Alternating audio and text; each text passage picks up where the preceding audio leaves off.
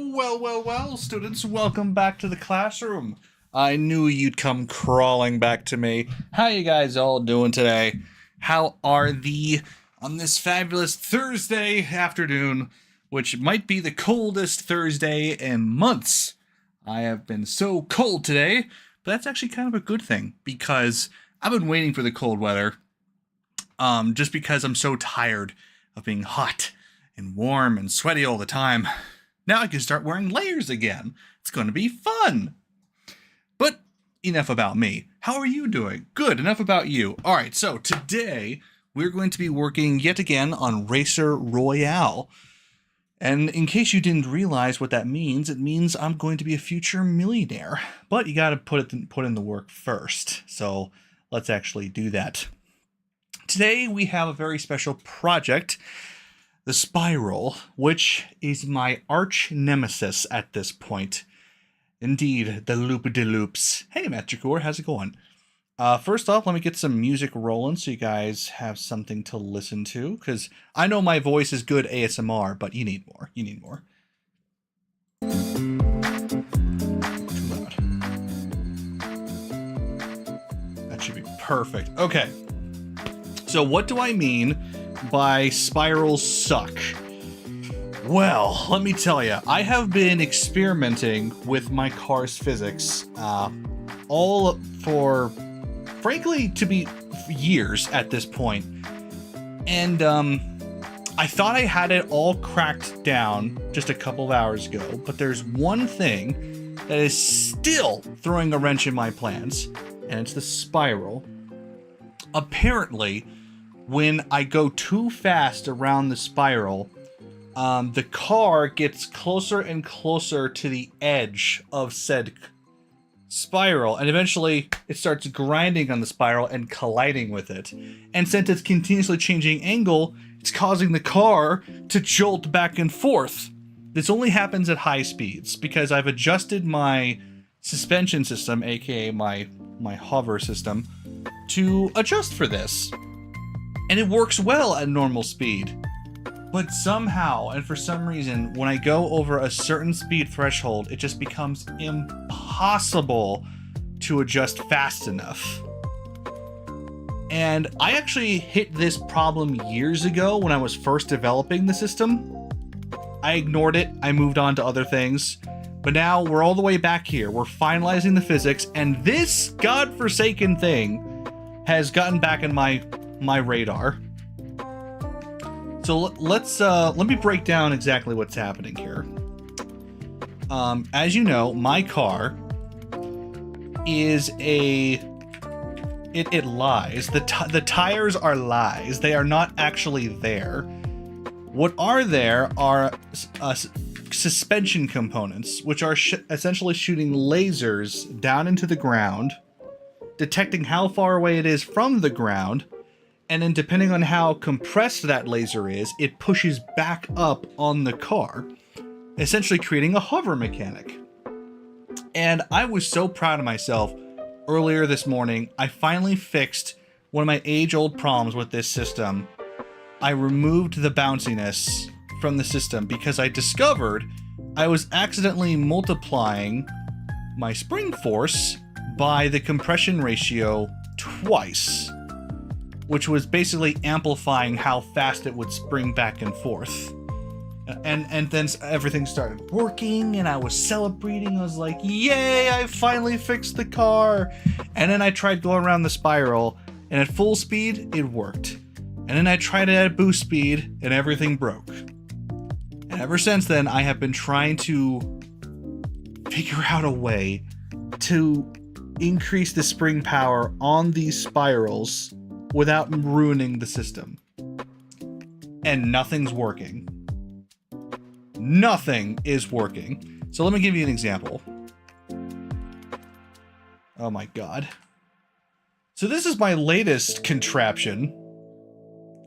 I actually increased the number of components from 4 to 20 because I thought maybe having more components would make it more sensitive and be able to adjust faster. That didn't work. So then I increased the size of the lasers. That's why there are these large abominations. And I'm just drawing the lasers just so I can reference them. And frankly, it kind of worked. This is somehow the closest I've gotten to actually making the spiral work. But it's still not working. You see how the car is just starting to topple from side to side? That means that it's colliding with the spiral. And this always happens when it's climbing the spiral and when it's descending the spiral. So my goal has been, how do you create a larger spring force on just the instance where it's climbing and descending a wall like that? And honestly, I have tried everything. I have tried tying it to the compression ratio and multiplying it by a power to 100 so that it would be normalized at normal speeds and then spring forward at the when it's fully compressed, but that didn't work. I tried making the spring coefficient absurdly huge and then turning it off when it was not compressed. That didn't work. I tried tying it to car speed so that the faster I went, the higher the spring coefficient would be. That didn't work. Then I just tried controlling the Z transformation position of the car itself. That obviously didn't work because it's not the Z that's being transformed. Then I tried making it so powerful that it would make the car go flying, but it would only activate once it was compressed to 95%. That didn't work. I tried everything. And finally, I turned off this godforsaken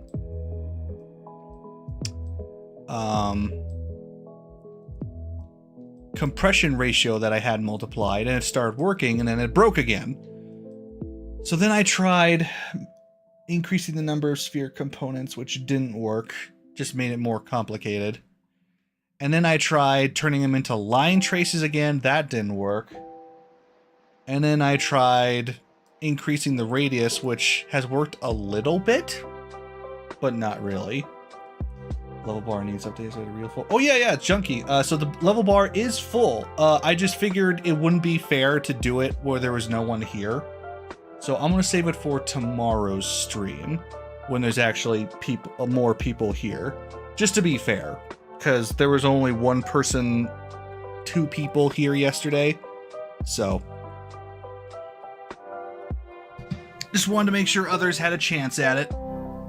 We will be doing that giveaway tomorrow, and thank you all for getting up to that level up. That gives us to level 43, if I recall.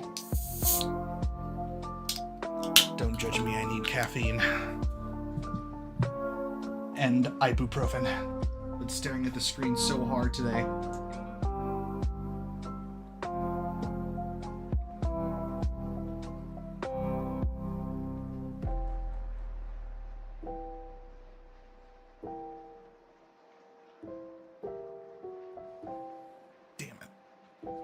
Here? No, of course not.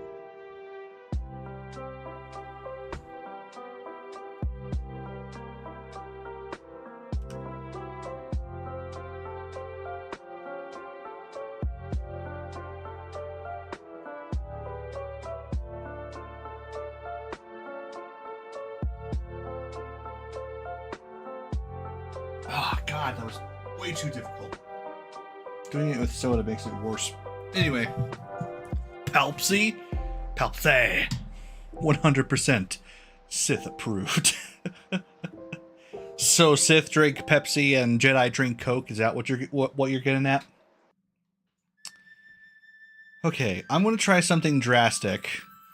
I'm gonna increase this to 200 because one of my biggest problems is that I have yet to figure out what the actual problem is. Why I can't seem to get this freaking system to update for something that fast. So I'm trying to find any solution that gives me any headway. And this is the closest I've gotten. Obviously, I can't drink. I can't drive it like this. This is ridiculous. But if it gives me a clue as to how to get across this spiral without colliding with the surface, oh God, it won't even. That's not going to work. Palpsy, you know, Emperor Palpatine. I see. It's Palpatine's Palpsy. The choice of a Sith generation. Okay.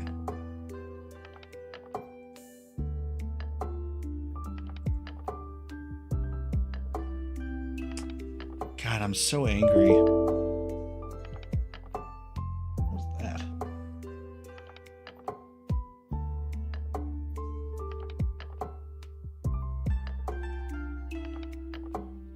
I'm angry because I legit don't know how to solve this problem. So I'm gonna backtrack.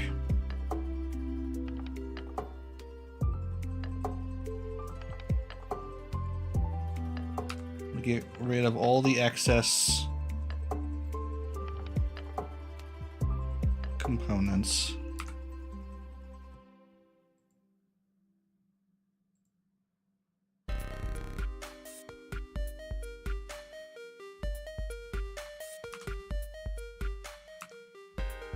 Which is the original, one or nothing?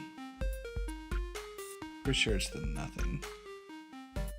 No, it's gotta be the one. Never mind. Yeah, it's definitely the... Okay. So let's put everything back to normal. And go from there.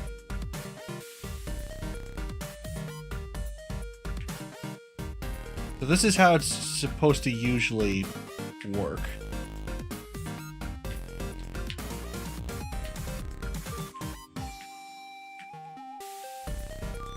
Oh, that's too weak. Hold on. Forgot. Gotta adjust these. 110 for the suspension distance. Spring coefficient should be 900,000. And damping coefficient is 450.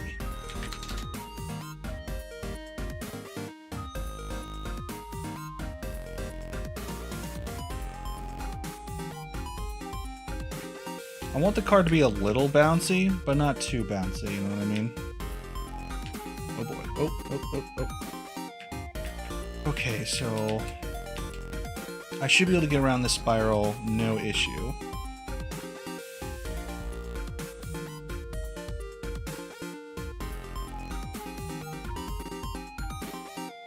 Indeed, 200 miles per hour, no collision with the spiral.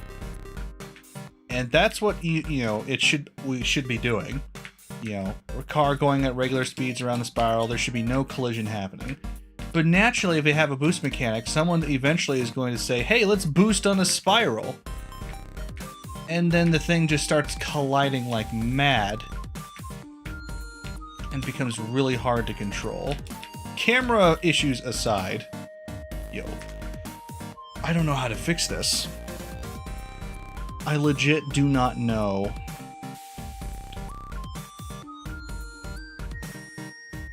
how to fix this problem. Because the issue is, in order for the car to pitch up and be pushed away from the surface, the force has to be strong enough to do it. It has to happen over a significant period of time. However, the force of the speed of the car going into the spiral is working against it. So, making it more powerful doesn't help, because then the car just becomes way too bouncy and it becomes impossible. So I am...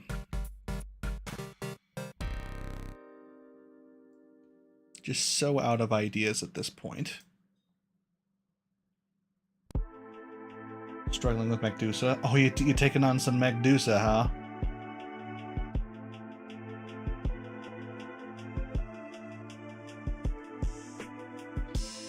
Well, good luck with that. I have yet to beat Medusa. I don't think I've ever had the chance to fight it.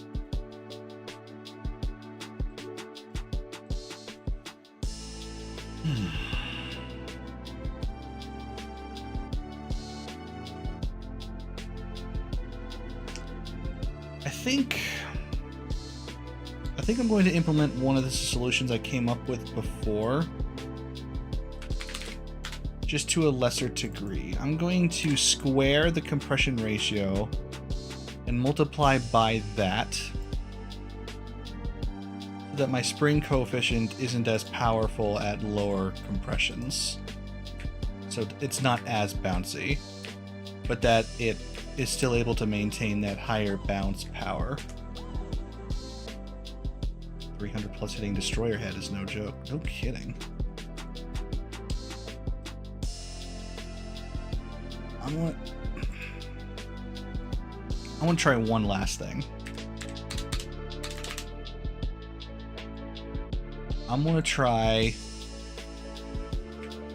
just increasing the spring coefficient to insanely high measurements and just see if I can pull this off under regular circumstances.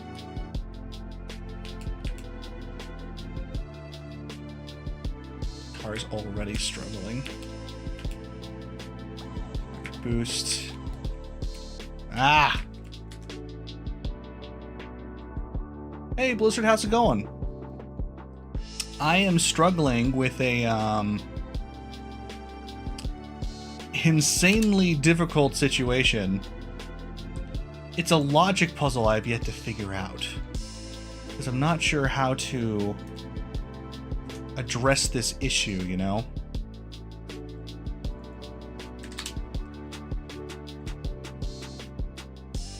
Ever fix a jump issue? Jump issue I fixed. Jump issue is completely solved. Now we're on to a completely different bag of rats. So I actually managed to fix my spring system. I was so proud of that.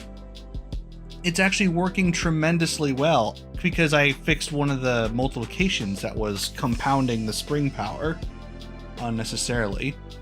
Unfortunately, I have discovered a brand new issue that is indicative of a much deeper problem. So when my car goes around a spiral, it gets really compressed, right? Which makes sense. You're going around a circle, you know, the force of centripetal force is working against you.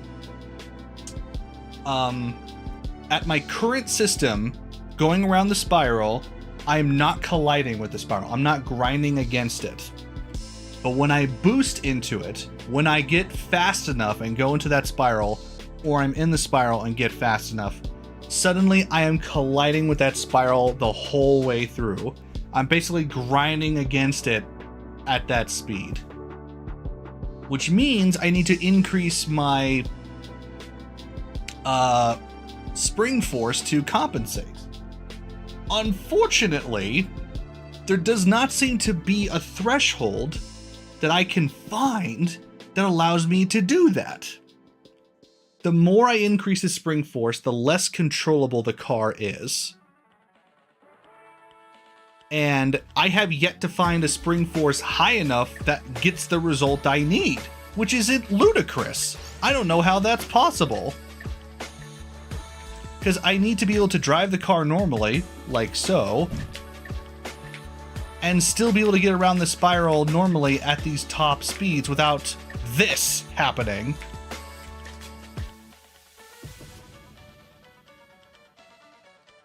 And frankly, I don't know how to do it.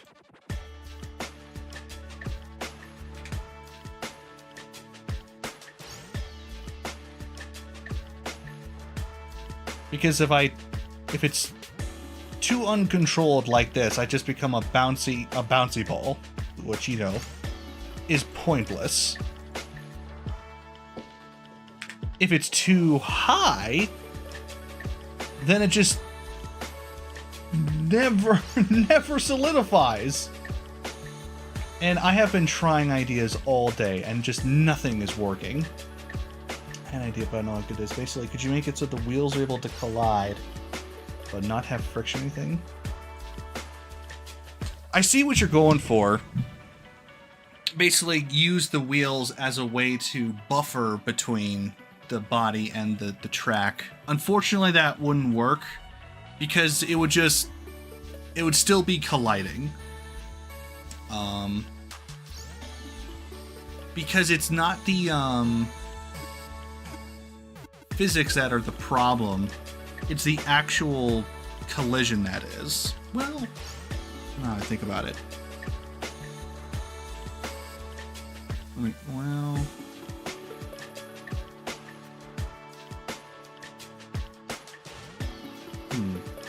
see, this goes back to that idea. Yeah, that idea I had before. Can you have a collision without simulating physics?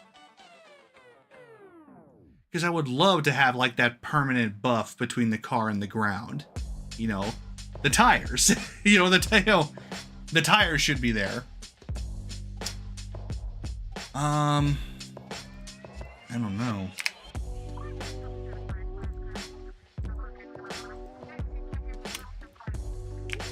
And would that fix the issue? I mean, it's a new idea. It's certainly not one I've tried yet, so I might as well pursue it. God, bad result.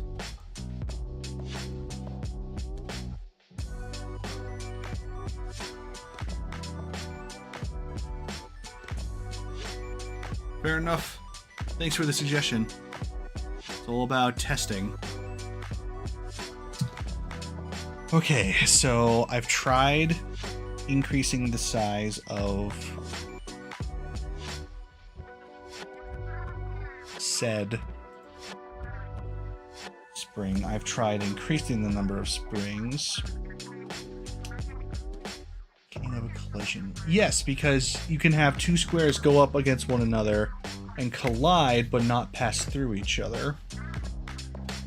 Might as well try it, right? Wouldn't hurt. So let's just create an invisible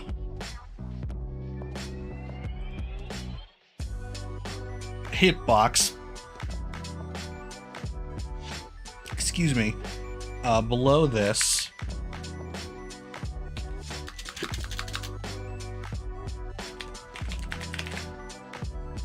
Box collision. There we go.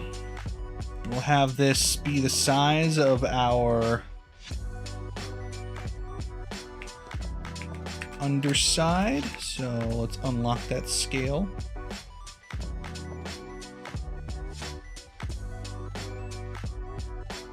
So if it's centered, it should be around here. Okay. Same on the other side. No, is it not centered? It should be centered. Is the model not accurate? Oh no, it is. We're good. Alright, now X. Who knows? Maybe this will give me the result I need. Because one of my bigger problems has always been the fact that the tires are not providing that collision I need. Who knows? Maybe this will be the answer.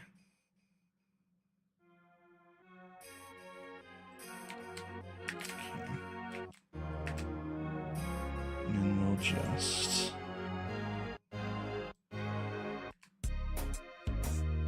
right where the tires are. That should do. Okay. So I need it to collide without simulating physics.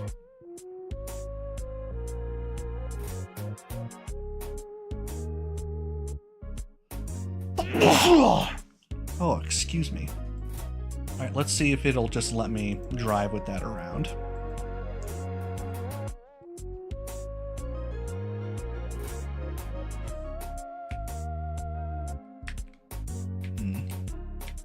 It doesn't seem to be interfering with the system. We go up. Yuck. Yuck, yuck, yuck. First off, I want to start drawing these spheres. They are exceedingly ugly. And we're going to set everything back to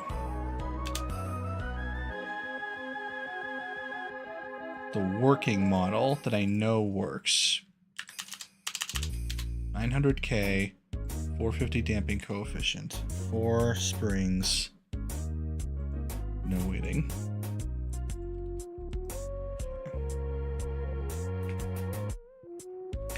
So this spring is more powerful than the box. Let's see if this collision... It's not simulating physics, so that's one thing.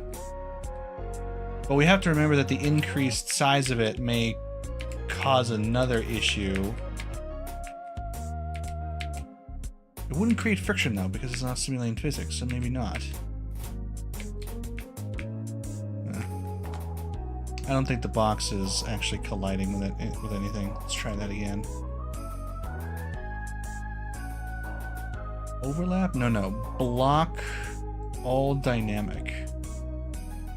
Let's try that.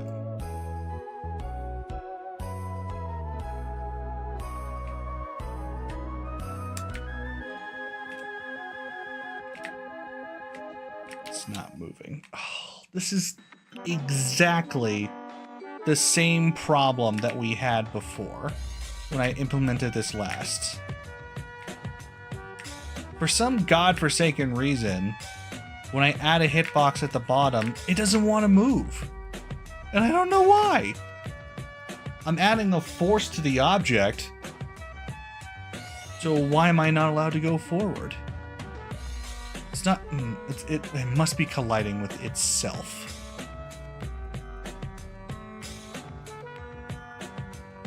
Okay, the way to prevent that is to ensure that it's below the hitbox for the car. We're going to rename this as to wheel hitbox, just so we don't confuse it. And then the actual body itself. As far as I could tell, there's no overlap. That was intentional. So, crazy thing. Why aren't you working? I don't get this.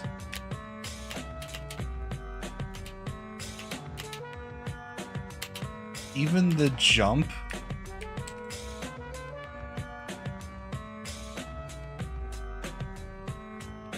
Why is it so difficult to move the car now?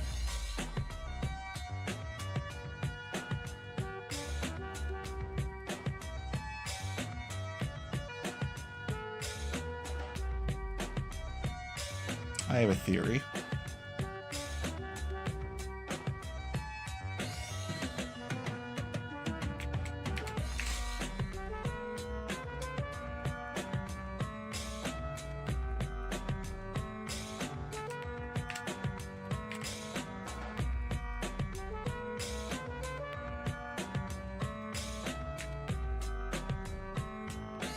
It is putting on friction.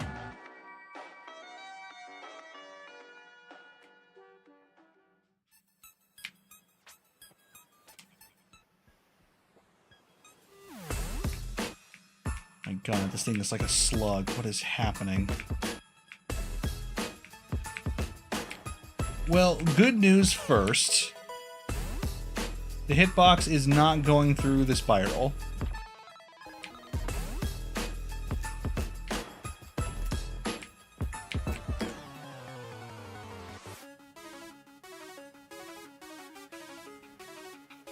Bad news is, it slowed my car to an absolute crawl for some reason.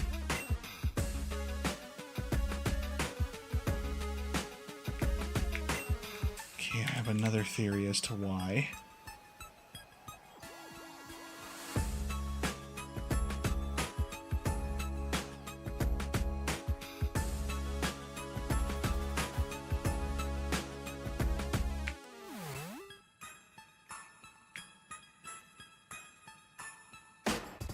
I thought it might be blocking my suspensions, which I think it is.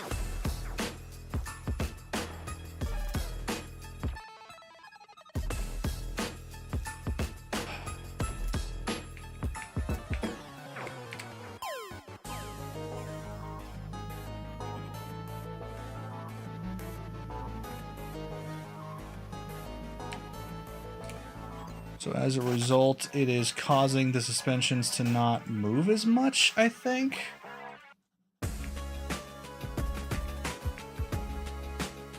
Okay. Yeah, that seems to be problem number 1.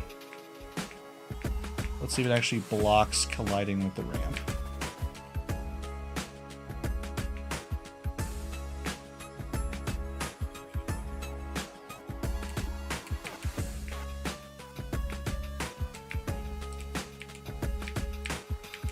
Oh good, I'm colliding with the ramp, which I clearly wasn't doing before.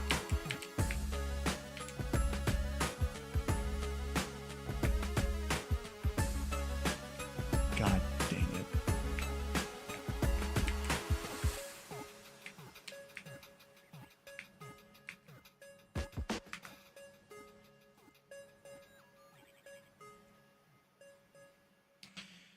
Okay. It's not simulating physics.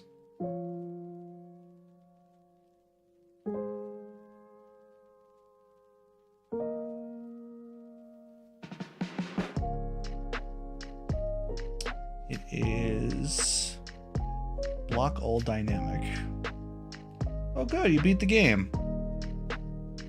Was it worth it? Did you have fun?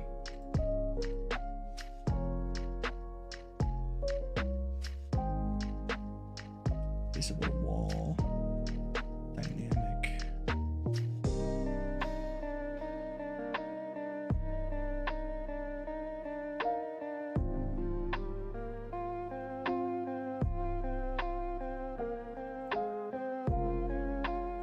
Honestly, don't know how to make this work.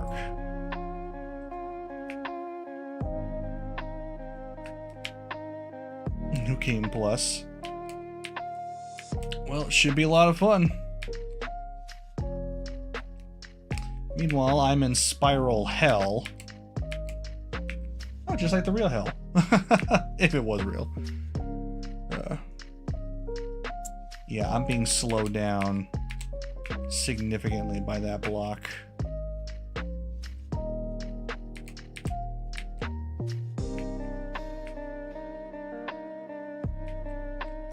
So that will not fix my problem, unfortunately. That is not the fix I'm looking for. It is still colliding with the spiral, and it is still causing the car to shift from side to side.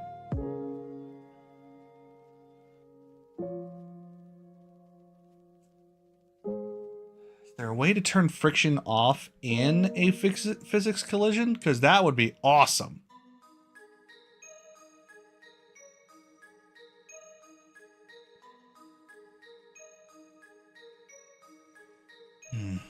Gravity is enabled.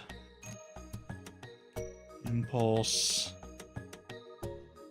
Inertia, center of mass is pretty low. Let's see.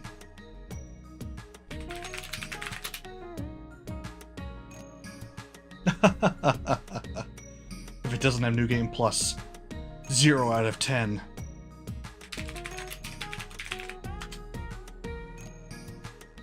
There's gotta be a way to be able to remove friction.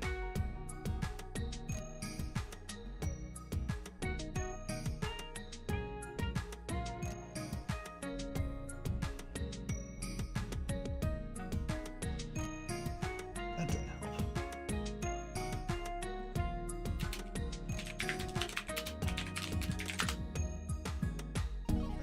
Damping and friction. Yes. How do I access these properties?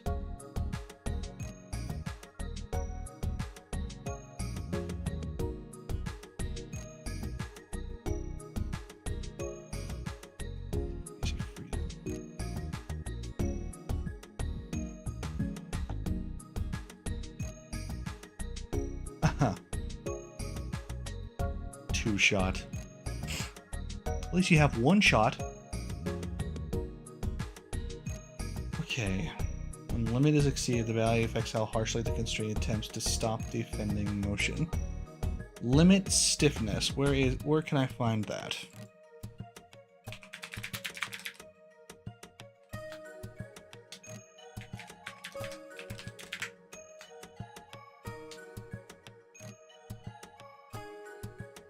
damping. I just have linear and angular. The two angular swing motions share damping values. The angular twist... What are you talking about? That's not in the limits. It's not attached to physics. What are you talking about?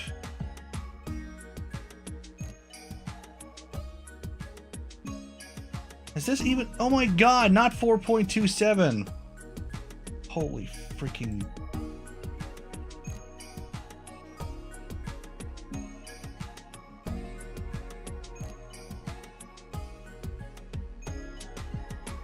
Dude, I hate the Unreal site so much.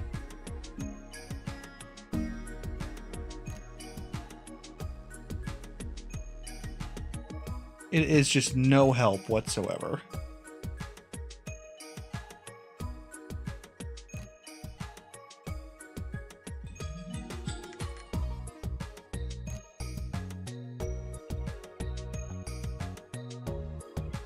Linear limits.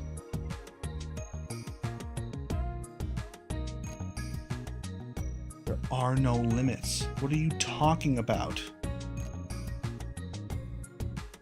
There's no limit components.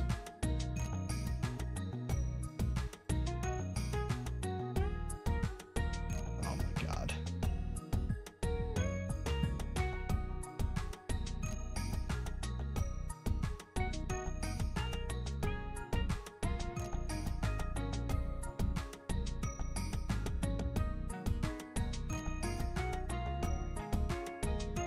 Physics bodies. This is a physics body. It's a freaking model. It's a static mesh with physics.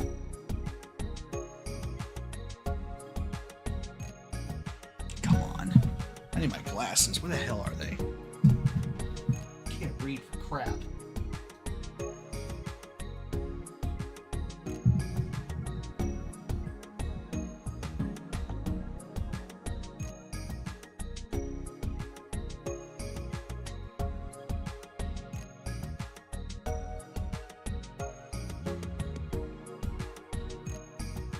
Yeah, there are no limitations. Oh my god, then what's even the point of including it on the site, dude?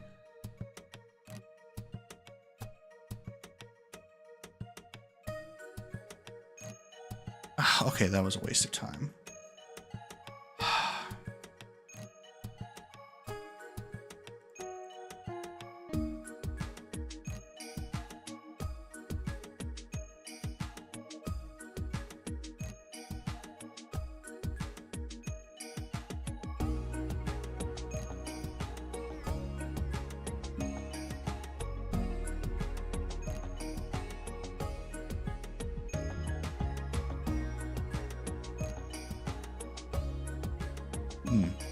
If I set linear damping to 0, what would happen?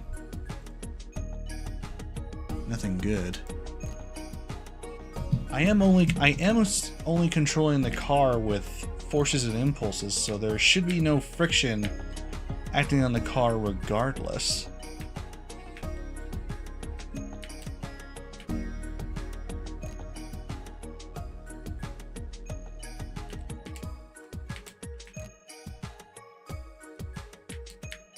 And yet,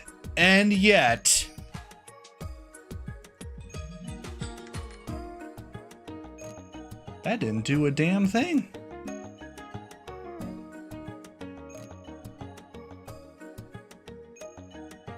Angular damping is 0, linear damping is 0. I literally can't do anything else to make it a smoother ride.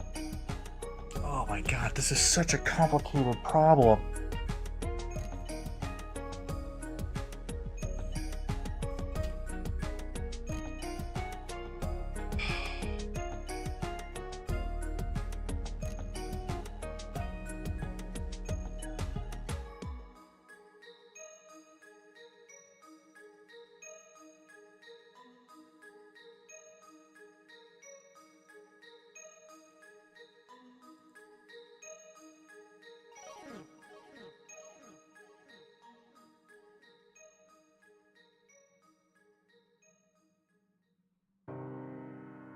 And it officially does not have any more examples.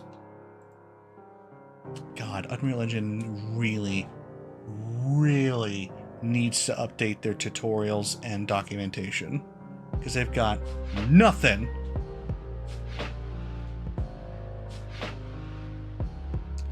Alright, I'm just going to have to figure out a solution myself.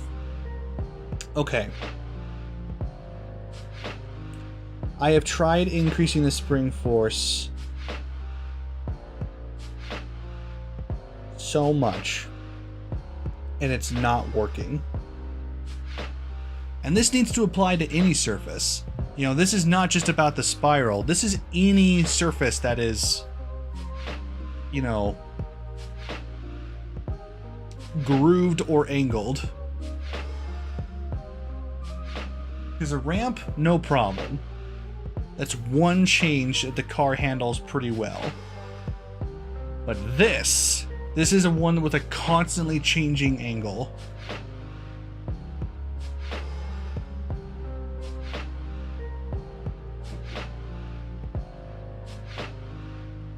I need to be able to fix this problem, because if I don't, the car will never be able to go through certain angles without completely crashing.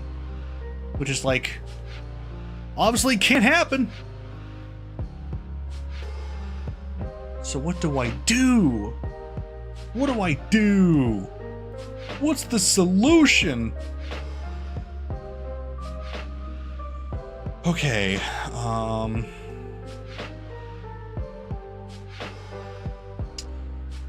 this worked before. It might work now. Let's try a much increased surface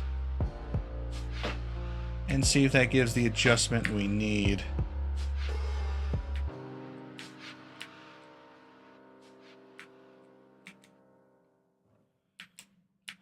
Okay. This thing's got over 1 million units of force keeping it on this spiral. Now let's boost. And there's the collisions. God, I don't get it. It's like at a certain angle, it's just impossible to maintain a smooth ride at that speed. How am I supposed to fix that?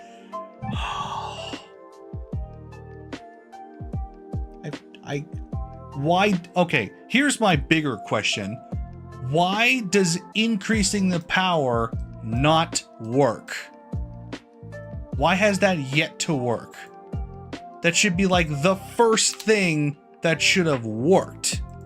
And yet, the game will not allow me.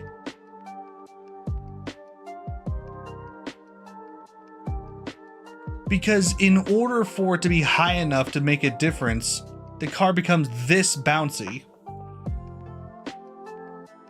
Which is useless.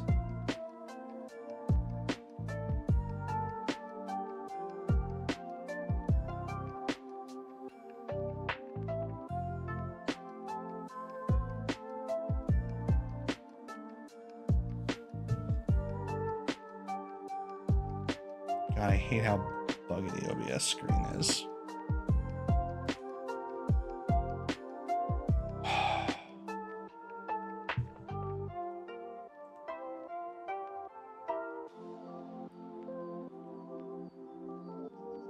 There's gotta be a way to give it that amount of power when I'm on the ramp.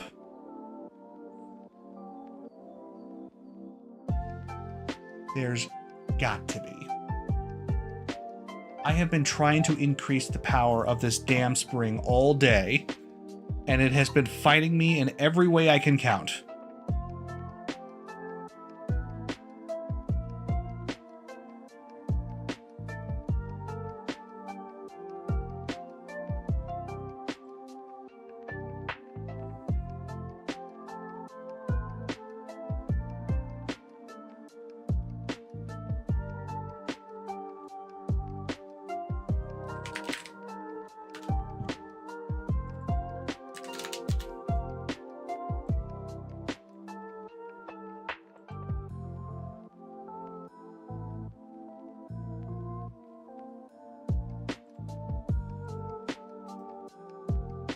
come on.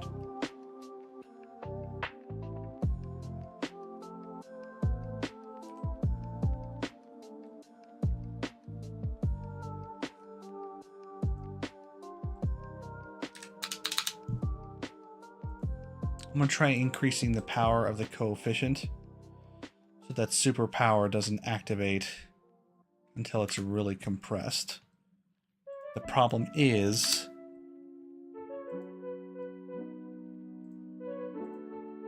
as soon as it does compress it once, it becomes impossible to control.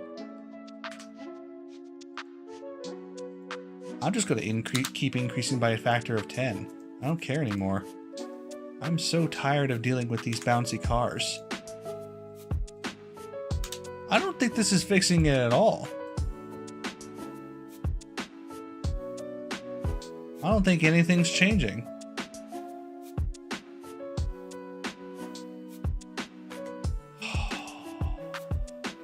Come on. That's definitely Deltarune.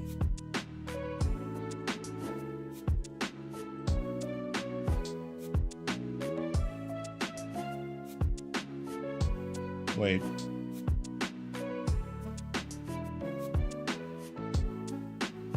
Follow you in the dark. Yeah, that's Deltarune.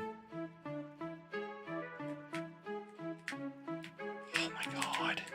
Stop bouncing! You know how little I want you to bounce right now?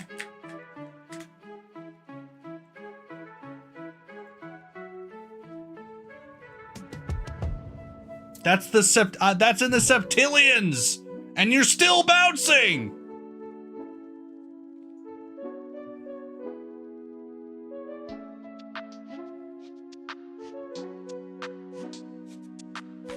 So clearly that method won't work.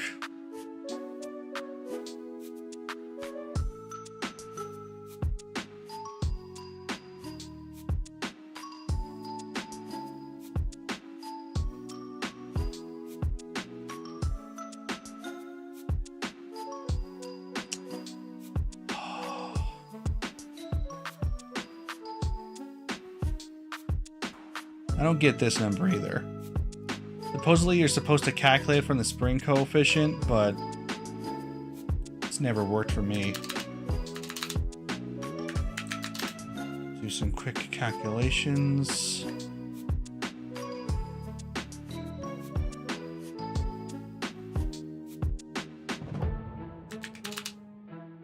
Supposedly this should help it.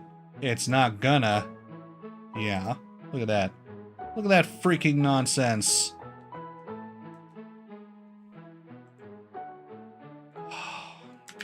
That's the most frustrating part about this whole system. I get it, but I don't know how to control it. I don't know how to make it do what I want it to do. Because it's just fighting me every step. How do I make this godforsaken system increase its power based on how compressed it is without losing its mind?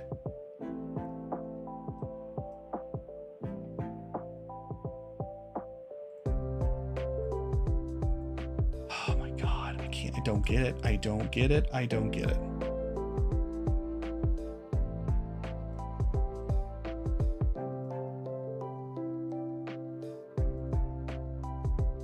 I have tried everything.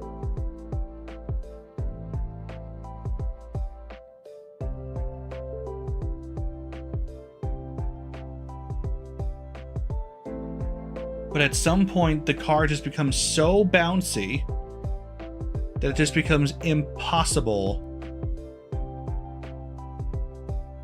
to control. And I don't get why. I legitimately don't get why.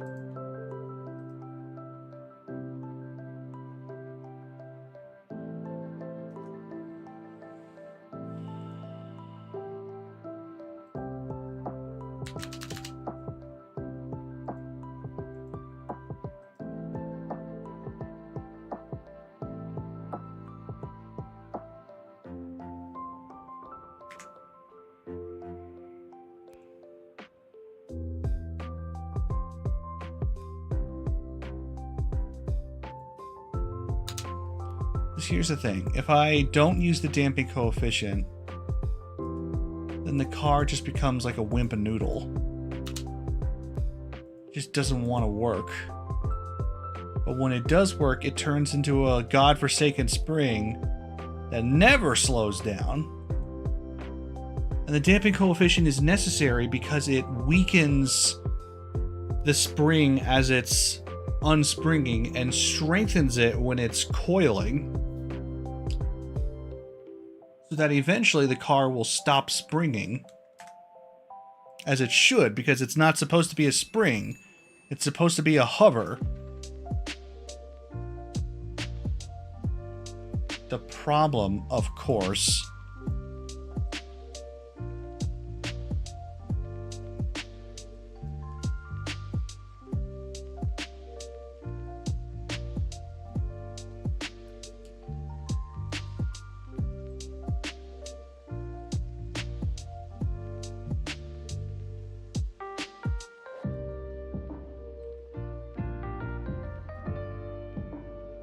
Persona 5. The problem, of course, is that I've already been testing this all day. It's like grinding my head against a brick wall. I'm not making any headway, and I'm so close. Because if I just ignore the spiral problem, I have a working car. And it's beautiful. But this is the type of problem that destroys the entire idea that I'm putting together.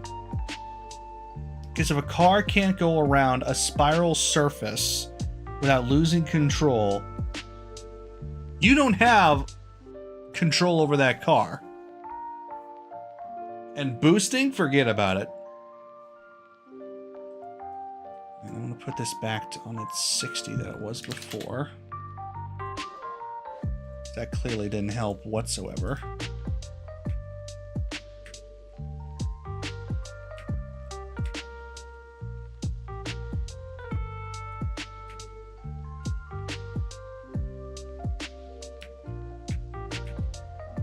It's not even that steep of a spiral either.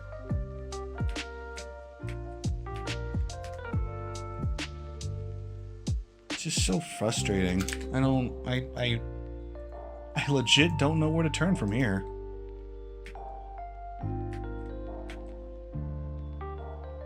I thought increasing the hover distance would work. It didn't. I thought increasing the size would work. It didn't. The only thing that could feasibly stop this car is to increase the spring force. But haha, remember, can't do that. For some reason.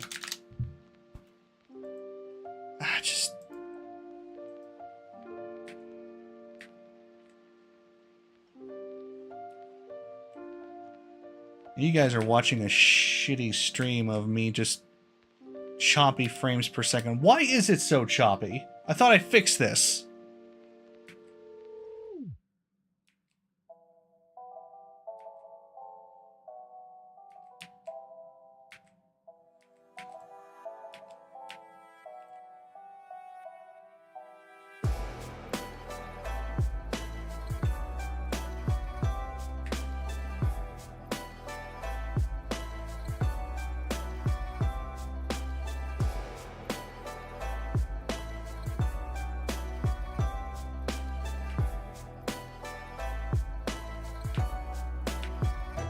Obviously, I don't need it to be as good as the preview, but I need it to be able to have a display. Because otherwise, what's the point of streaming it?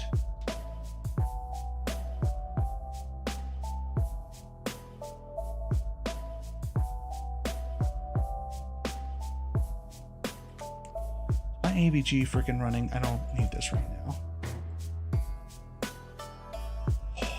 Wow. Very agitated right now.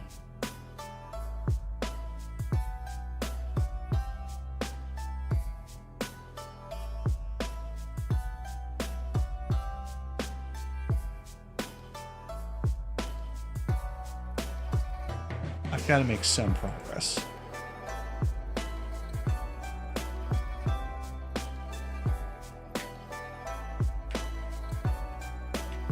Should I just give the OBS a little time to load?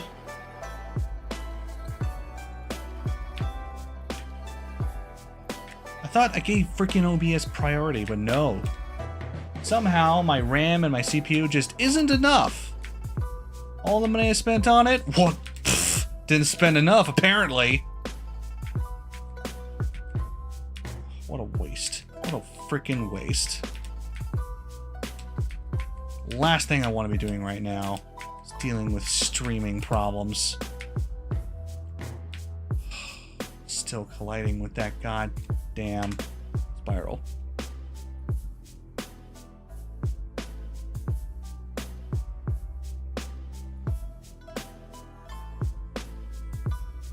Let's try increasing the distance. I don't know.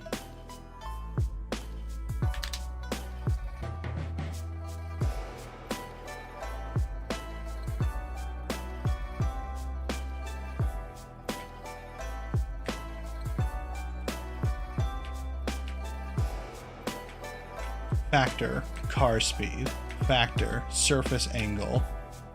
Factor, rate at which force is pushed up. Factor, amount of force that is pushed up.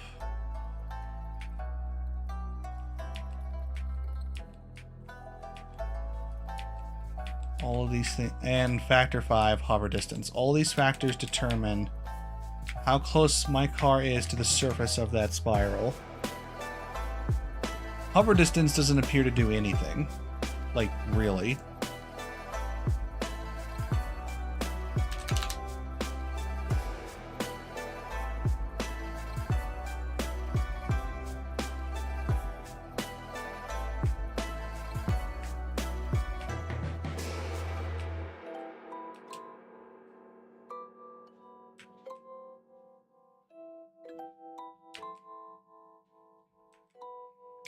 Let me see what I would need to increase it to in order to get the result I want.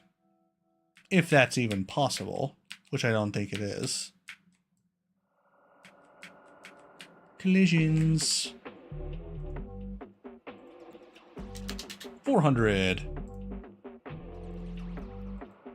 This is the not fun part of game development.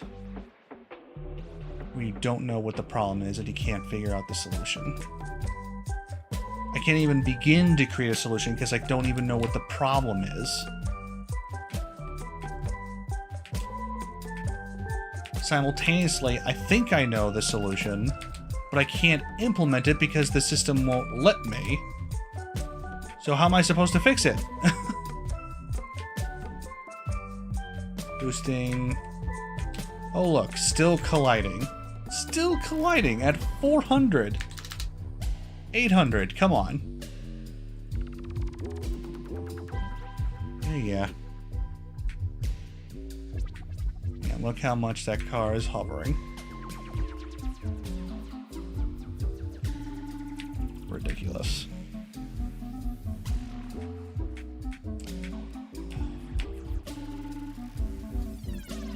If this still hits the ramp as I'm accelerating, I'll have no words. And there's the collision.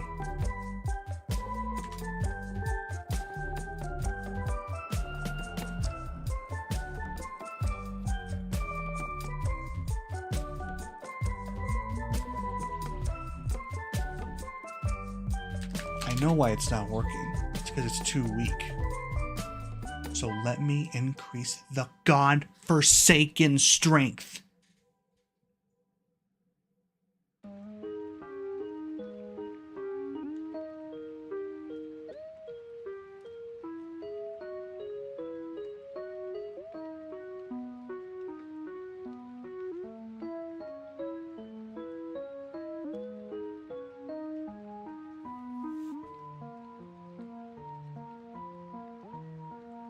How do I get it to get stronger without affecting the normal system?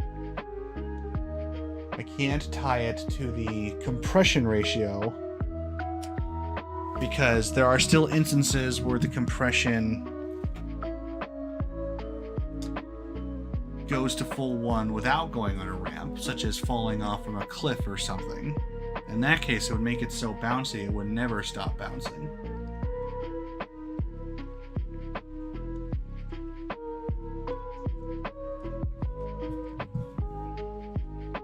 Where are they placed?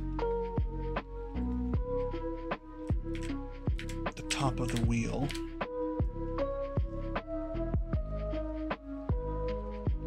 Okay, drastic idea.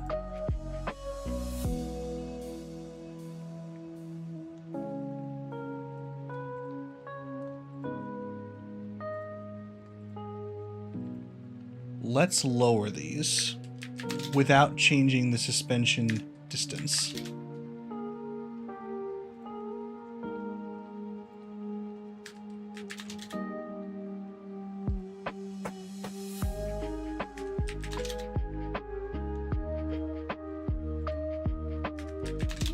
Haven't tried this yet.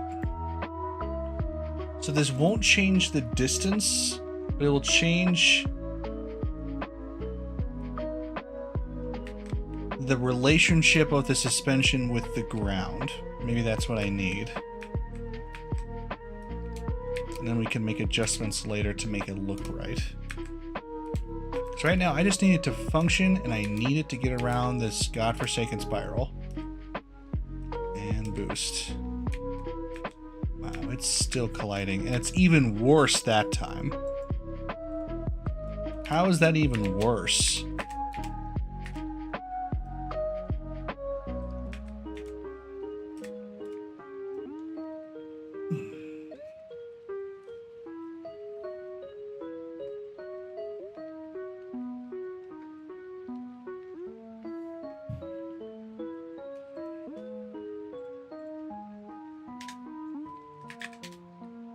Alright, back to center.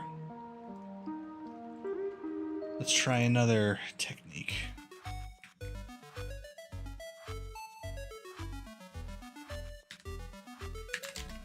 Let's move him out a lot.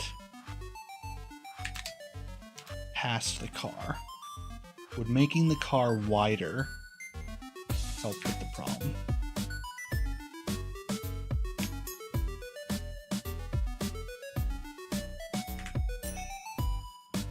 Clearly, that's not going to work.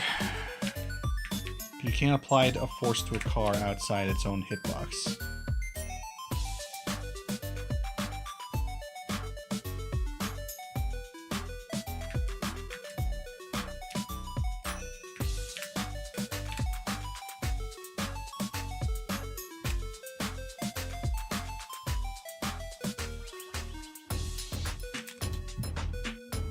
Yeah, let's do 134.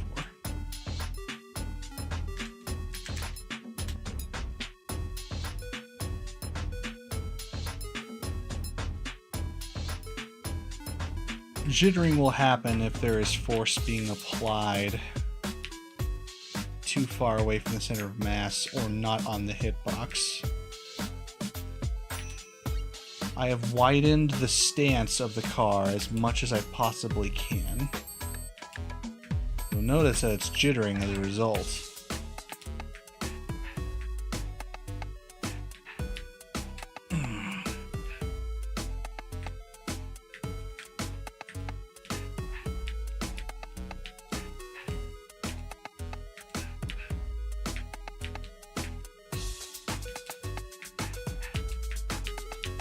I mean, you wouldn't drive something that looked like that. That's so bad.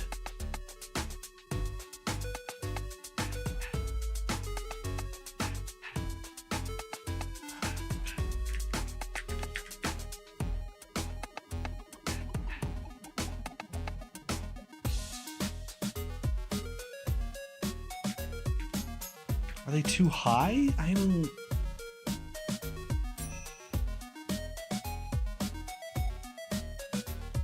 No, they're not.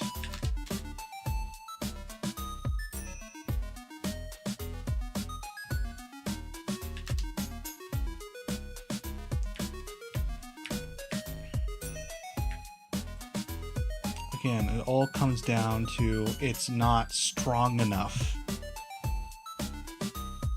And I get it. Centripetal force, if the car is moving at 300 miles per hour into the spiral. It's like I'm giving it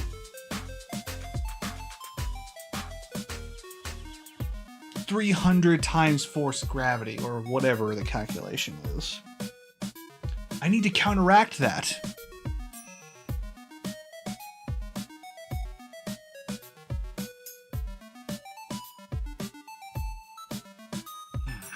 So maybe I need to add another force. Oh, is there a way to calculate that? An up and down counter speed? Oh god, tell me I don't have to make that.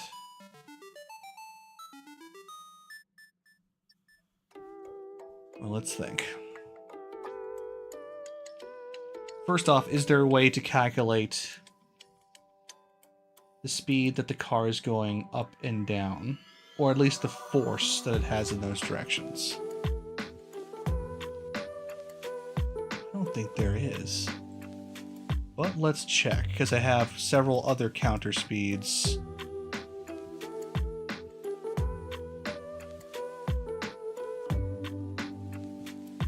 With similar problems. It takes the car speed, multiplies it by the angle. LR counter magnitude.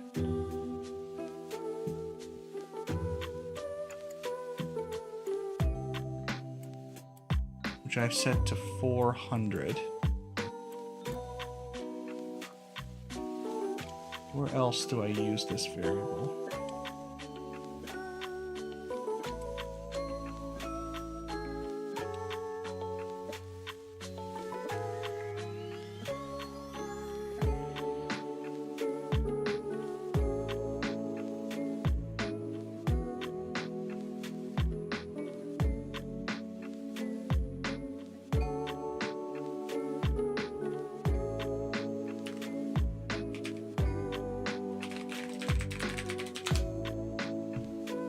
Left-right counter speed. That's it. That's all that's where it's set. So how'd I come up with 400? Must have tested it. So I get the actor's right vector.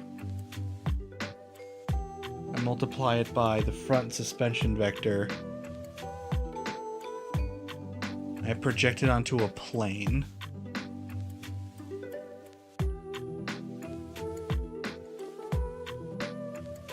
So it's right and down, like so. And I project that onto a plane. I had to do that because of whatever angle I would be at. Okay, yeah. So it means I'll always be to my right of wherever I am at. I think that's what that means. But that doesn't... It's not calculating the force, it's calculating the car speed. Or is it? I feel like I'm countering those powers perfectly.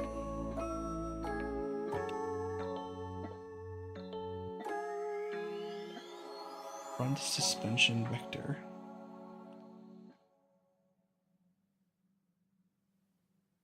Where's that being used?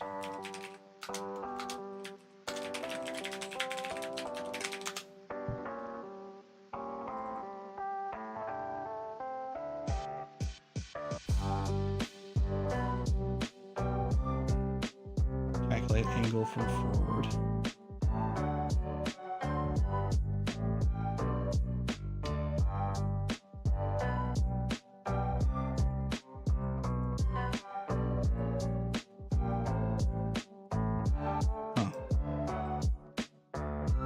Pretty simple calculation.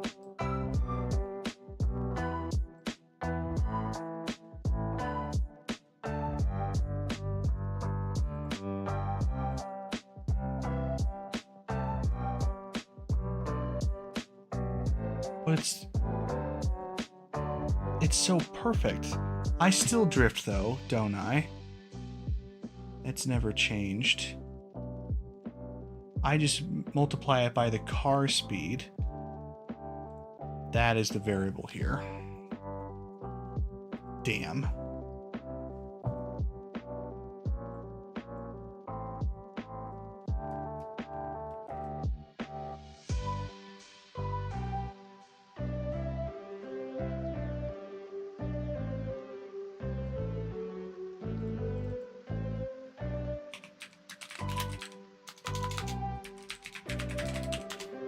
Did I really not set it anywhere? No, I don't.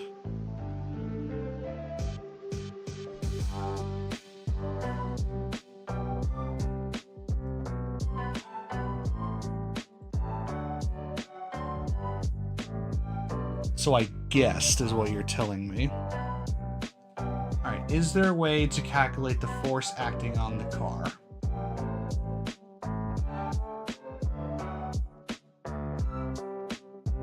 I can get the velocity. Force equals mass times acceleration. I know the mass of the car. I could get the acceleration, I suppose. But that wouldn't work because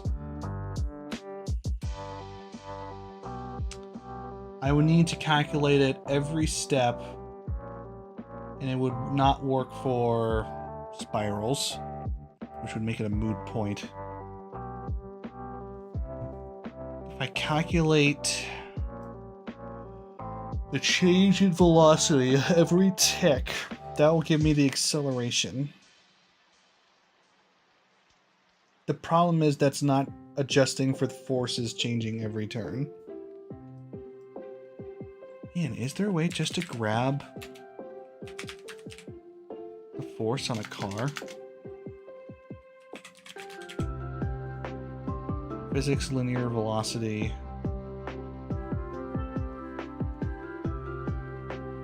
Angular velocity. Let me see.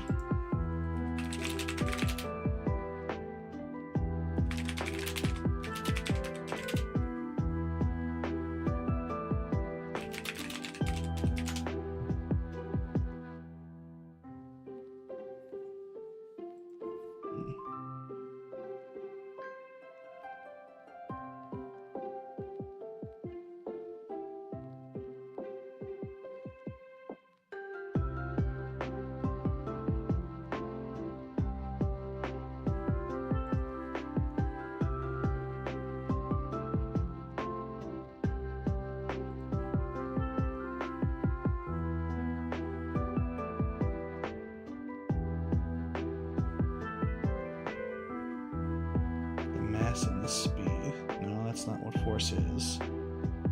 No progress. I'm trying to figure out if I can calculate the force acting on the car. Because if I can grab that, I can use that to push against the car at any given point, so it doesn't collide. Problem is, I don't think I can do that in Unreal Engine. So that's just what I'm trying to figure out right now. Because that's my last idea. I just have to have a constant pushback against this car that doesn't collide with the surface. But I need to change that every tick. So I need to calculate the forces acting on the car at any point and in what direction. And if I can just calculate the ones operating the car in the Z direction, or at least the car's own Z, then we have something, but it is Stardew. At least I think so. Yep, Stardew and Chill. Probably not the best name for it, but whatever. Let's see. Calculating the force of an object. See, because then I would also need to constantly calculate the reverse force I'm applying with my springs. Subtract that.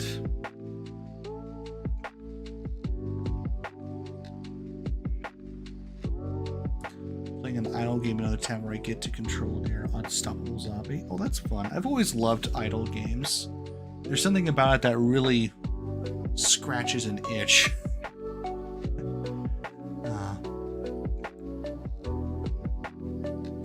I get way too obsessed with them.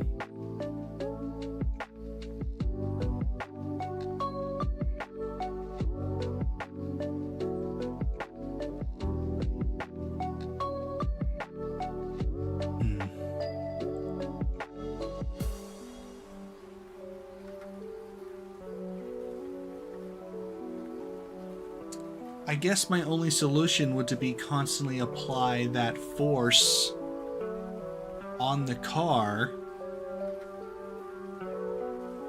but I would need to change it according to something.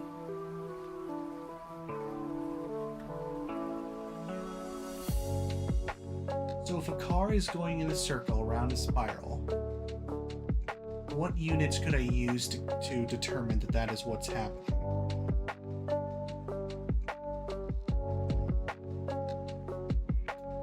Speed? No, because you can go fast on a plane. Position, it's just going around in circles. Doesn't help. Rotation doesn't help. Scale obviously won't help. Compression of the springs. See, I always come back to that, but for some, it's just too inconsistent.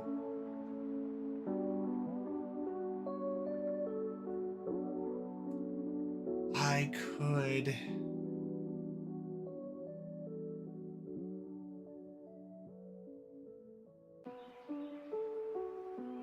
It's not working anyway. Because whenever I tie it to compression ratio, whenever the car falls on a flat surface, it goes crazy. Because it can compress as much as 80 to 90% on a flat surface anyway. So...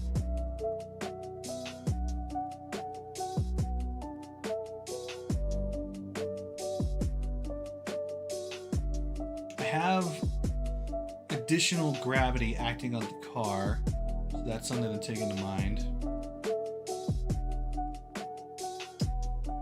I have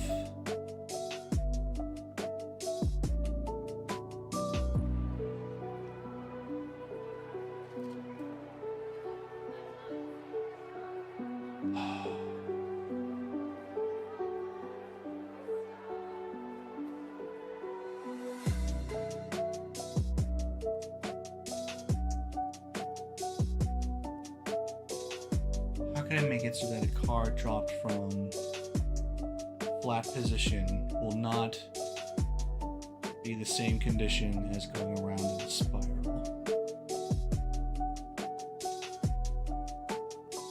I am having a hell of a time with this one.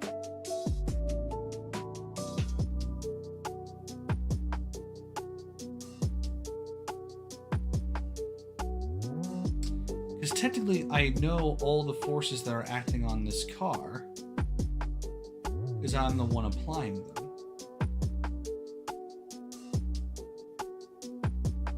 So maybe every tick I could calculate the net force on the car.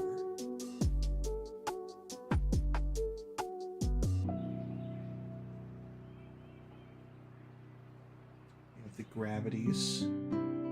We have the speed.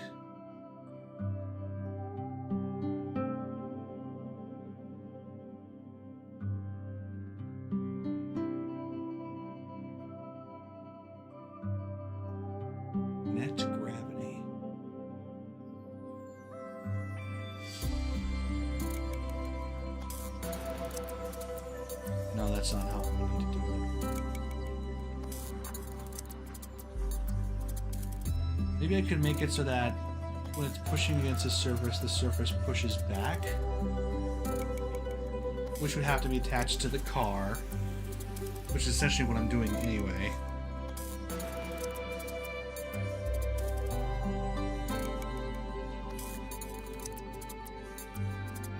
If I make it just a static force, it could help.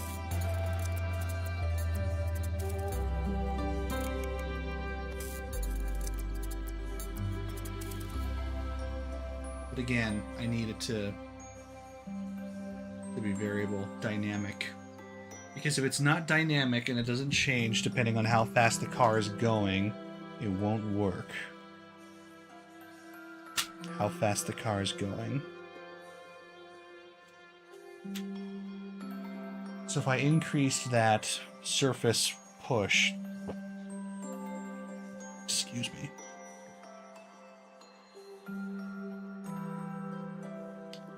I could increase the force of the surface pushback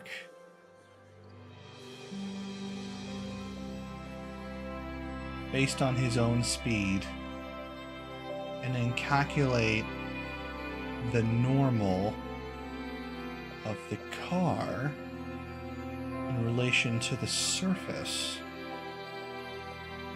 So if I was in a spiral, see, that is the problem though, is if I'm on a flat surface, the normal of the car is 90 degrees to the surface. On a spiral, it's constantly changing, but in relation to it, it's always around, always going to be negative. I needed to work on any surface. So if I just gotta logic my way through this. So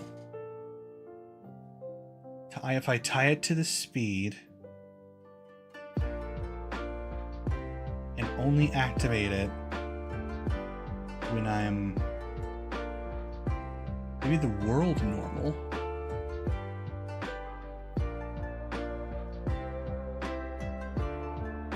So if I'm on the ceiling, it would be active. It would throw me off the surface.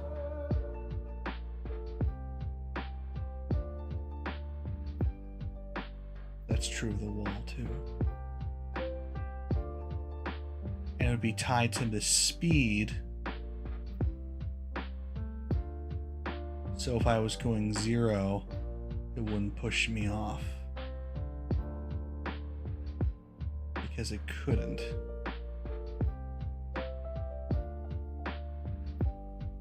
Man, I want to work on those magnet surfaces.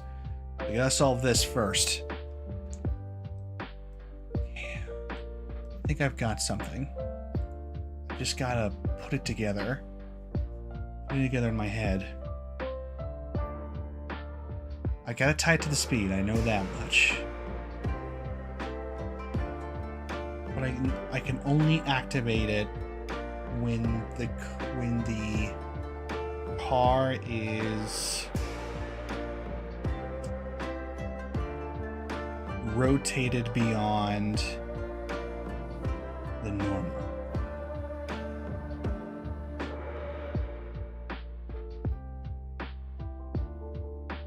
No.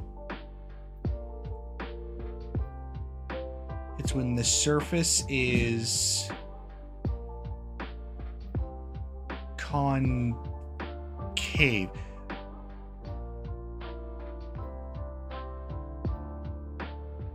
So when the normal is greater than the player's normal.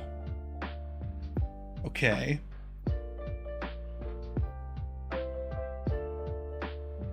So I could calculate that using the difference between the front and back vectors? No. Well, maybe.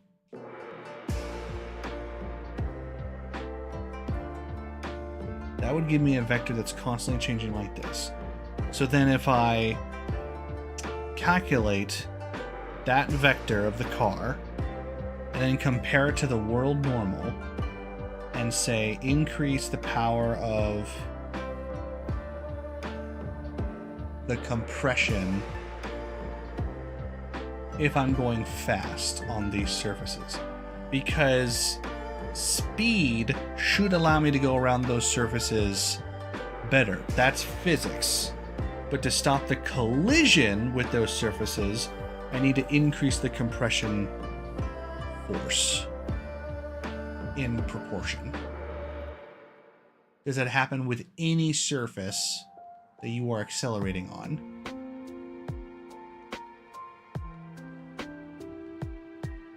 Well, anything that's concave, at least to you.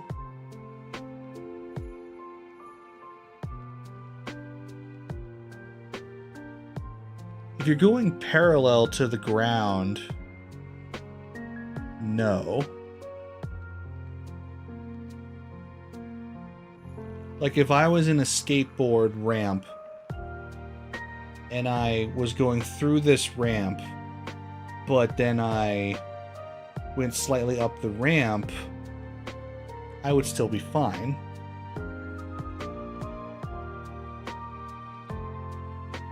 The problem is the difference between the back and front vectors. Yes, if that angle is sharp enough, it creates a problem.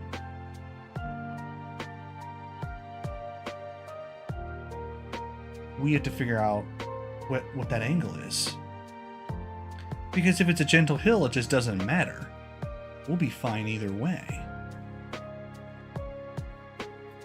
I might have to replicate the spiral a couple of times. The angle will probably be the same though. Ow, frick. The angle would be the same. I need to,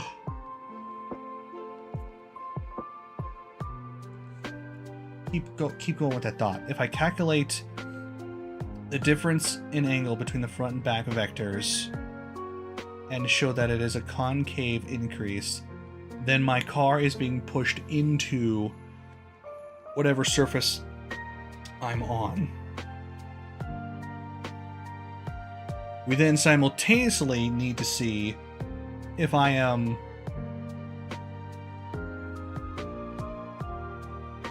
angled from the ground.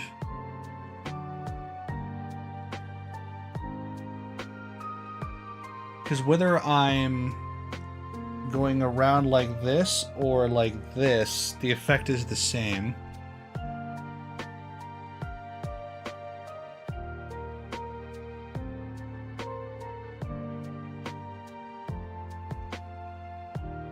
Yeah. So what do these two have in common? The car will be pointed away from the surface. In one, the parallel's the same. It's the roll that's different. In the other,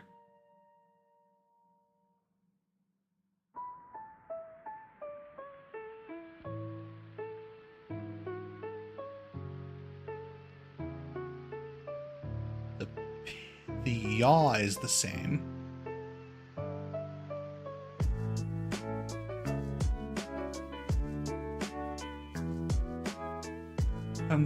If I'm going parallel to the ground or perpendicular to the ground, that's the difference between the two scenarios.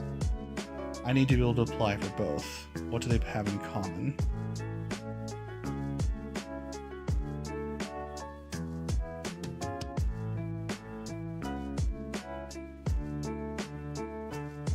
That the normal is not pointing straight up.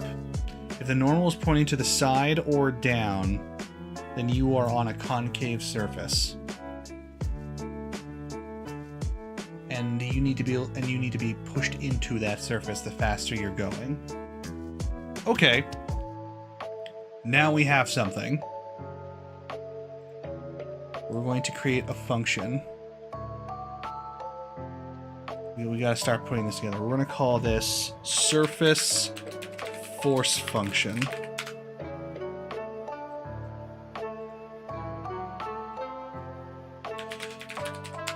This one's going to be complicated, so hopefully we can get this to work. Okay, so first we need to calculate a new variable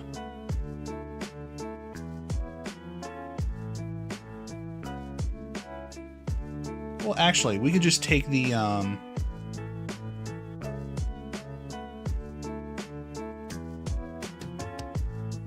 we'll do a branch. Get the front suspension vector and the back suspension vector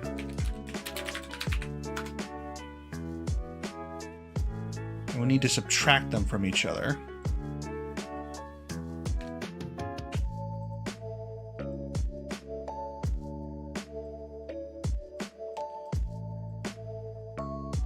This will get the vector. Or no, do we need to get the average between the two? No, the difference between them. One vector minus another vector. We'll get the difference between those vectors.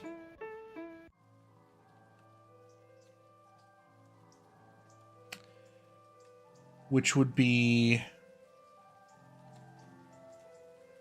Because the average would be adding them together divided by 2. Maybe I should do that instead. But that's just the car down. Vector down.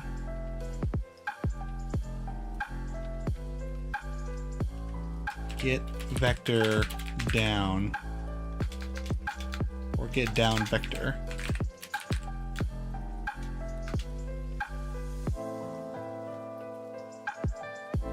The body.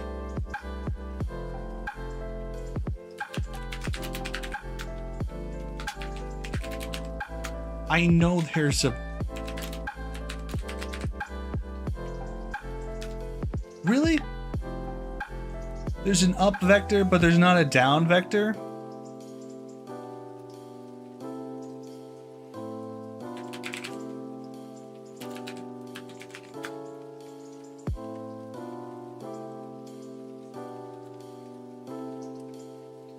You realize how absolutely ludicrous that is.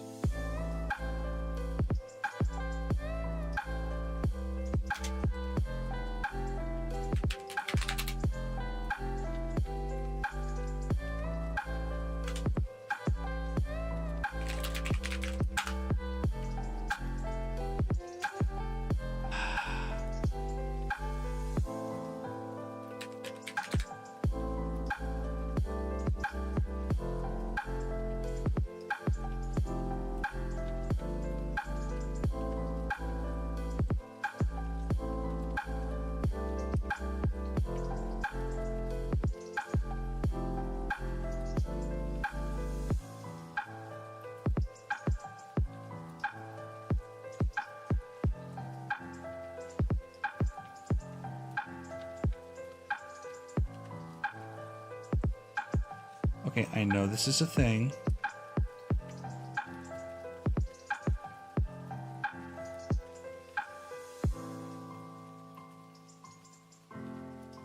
Why can I never frickin' find it? Whatever. Okay. So that's the down vector. Okay. Then we need to get the normal of the surface we're on. No, the normal of the world. We're comparing it to straight up vector down.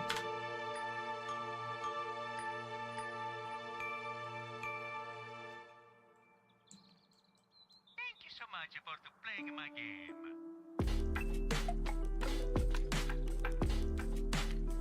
So what we need to do is we need to compare the down vector of the car to the down vector of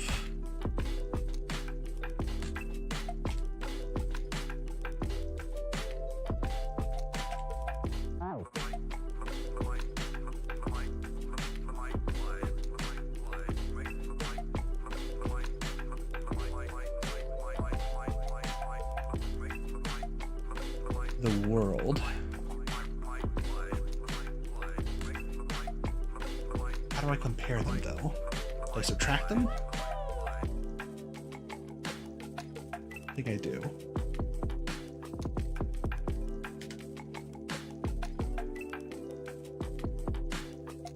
We need to find the difference between them.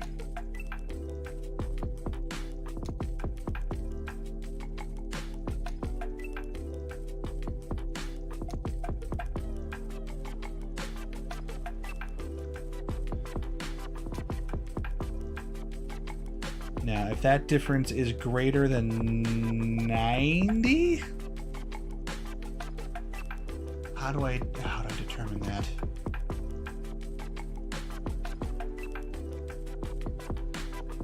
because the world is down. If it's greater than 90 in any direction,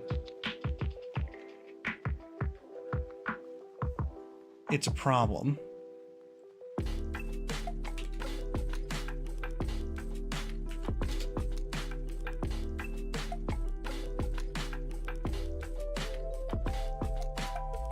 Can't do it for vectors.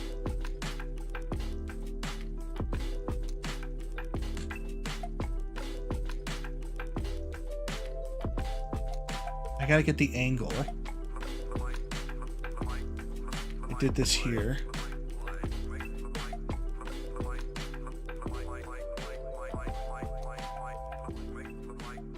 Gotta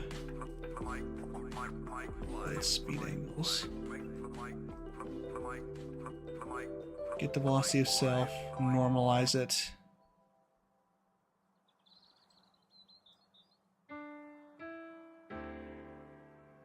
Multiply it by the forward vector, in this case the back. Give me the cosine, and that's the angle from the front.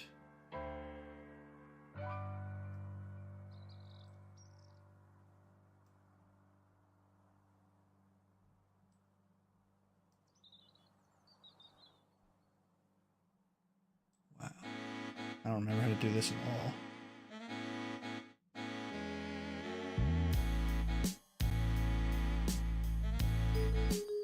It's a normalized unit copy of the vector, ensuring it is safe to do so based on the length. Let's just want to see if it nice. Okay, I don't really. Doesn't matter.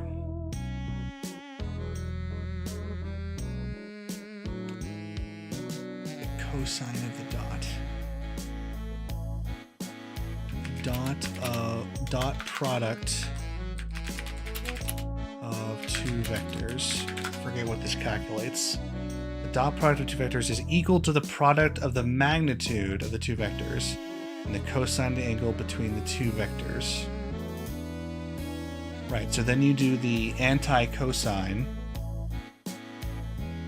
the inverse cosine, otherwise known as the arc cosine. Did I say anti-cosine? Yeah, it's been a while. That gets you the angle from the front.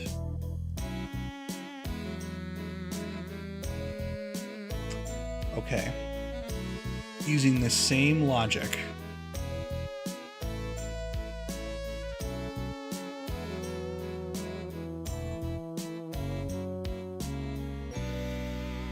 We need to multiply these two vectors together.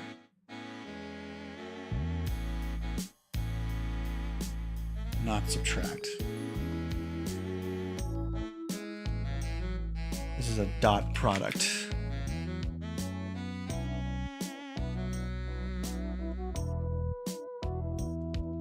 We then do the arc cosine of it, or a cosine, in degrees. And that'll give us the angle. Might as well create a variable for this called angle from down.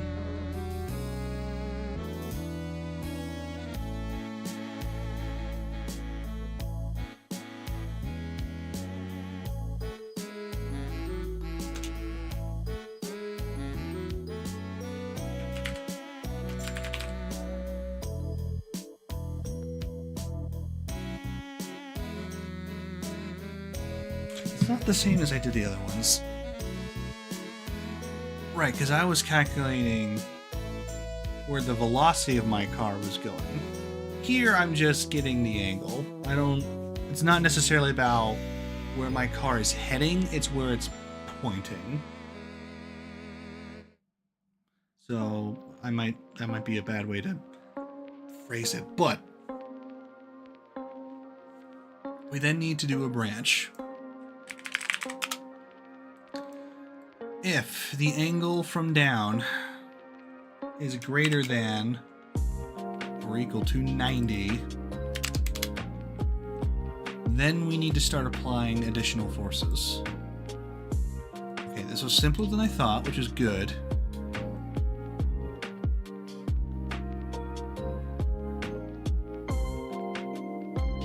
if it is greater than or equal to 90, then we need to apply a force on the car in relation to speed. So we need to get car speed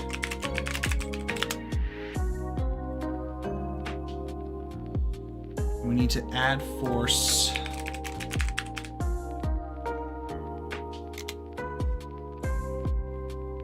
to the body.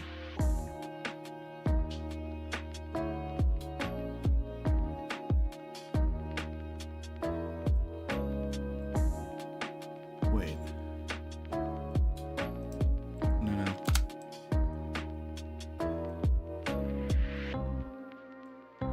Add force there.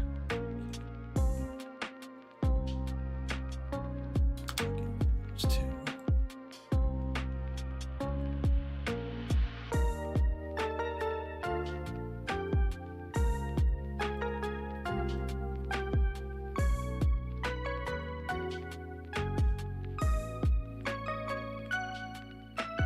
That force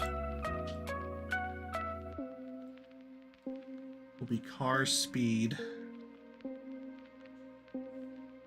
Will be based on car speed.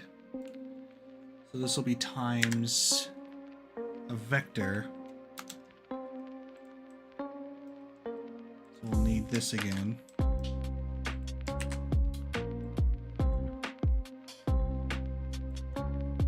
We'll probably need to multiply it by a float. Or divide it, rather. Since it's going to be a pretty big number. We need to apply it in the up direction from the car.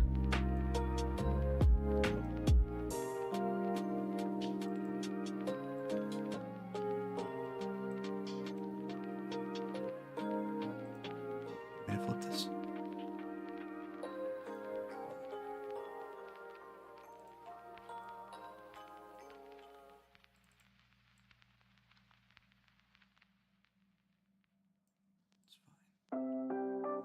Just making things neat.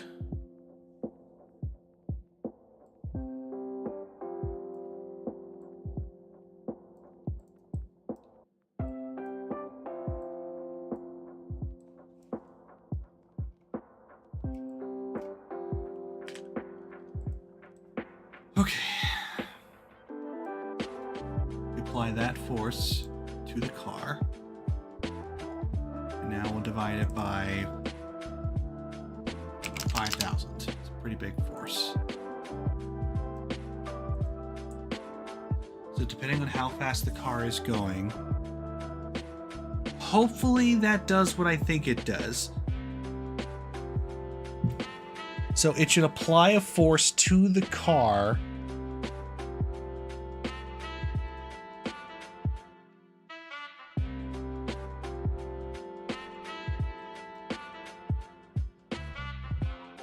whenever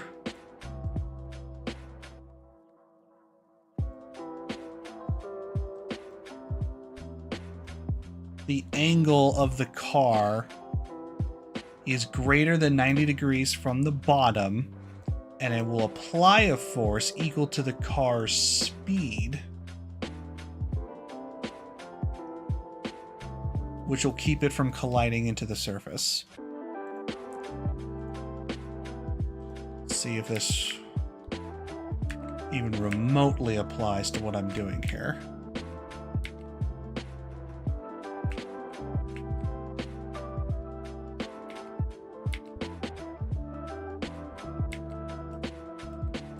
Hard to tell.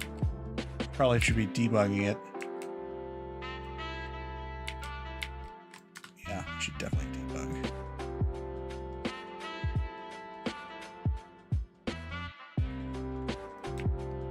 So I'm going to watch the blueprint and see if it triggers when I go over a certain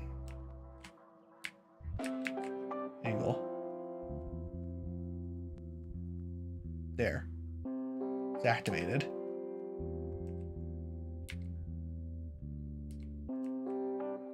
Okay, that's good. That's good. That means that the calculation was correct. Now we just need to increase the force being set to it. And this will be a balancing act, to be sure.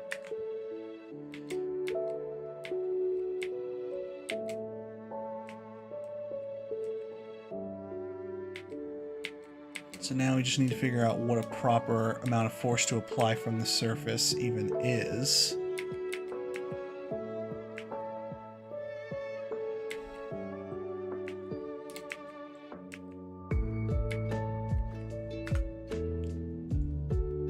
And would this... Does my car still collide in the surface? If I'm at the bottom of the spiral? Or the top of the spiral, for that matter? Because that might be a complication. Because the whole point of this is to make sure that it doesn't collide with the spiral. If it collides regardless of what force I apply to it, does that make it pointless? It is based on the speed of the car, after all, so...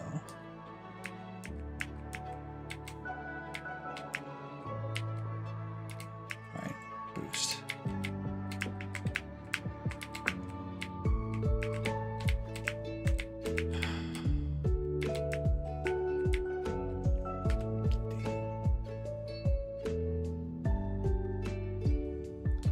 Okay, so that's what I was afraid of. This calculation does not take into account the top and bottom of the spirals, because the angle from the bottom is not 90. So this calculation will not help. This is where I needed the front and back suspensions. It has to be regardless of my orientation. So we will do the same things here. We will do a dot product between these two to determine the difference between them. Arc cosine in degrees.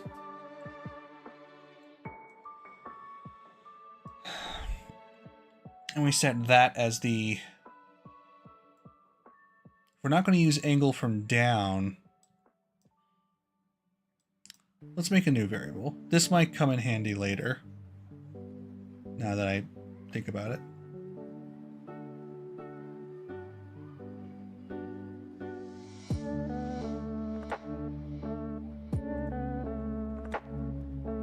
We'll call this slope angle. Now let's call it angle of slope, just to follow the same nomenclature.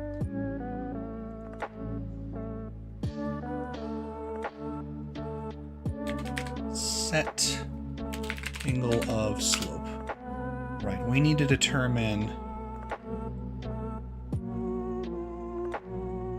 the angle of the slope that we are currently at. So right now we are taking the front two vectors of the car. Oh, you know what? Maybe that's not the right way to do it. Maybe we need to take the... Oh, we need to take the normals. Oh, so I need to do this from the suspensions? Oh, that would be much more difficult. Hey, Shelly, how's it going? Yes, indeed. I am making a video game. Not very fancy right now, but I am making a racing game that is part Battle Royale, part Fall Guys, part Rocket League, and part every racing game you've ever played. So I'm just troubleshooting right now. And right now I'm trying to figure out how to calculate the angle of the slope of any surface that I'm on. Because when my car goes around in a spiral too fast, it collides with the spiral and just grinds along the whole thing. So I need a reverse force to push back against it so it doesn't do that. But I first need to determine when I'm on a spiral. So I have to calculate the angle of any slope that I'm on, which is what I'm doing now. How have I been? It's been a crazy couple weeks. I'll say. I literally just came back from my sister's wedding, had my brother's wedding before that. They just had to do it in the same 2 months. Some drama in my real life, but otherwise doing fine. Oh, no. How have you been?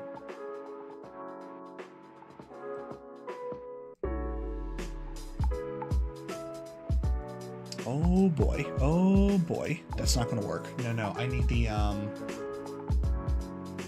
because that's not finding the difference between the two. It's finding, it's gonna be 0 each time. So I've gotta get the normals. How do I get the normals from the suspensions?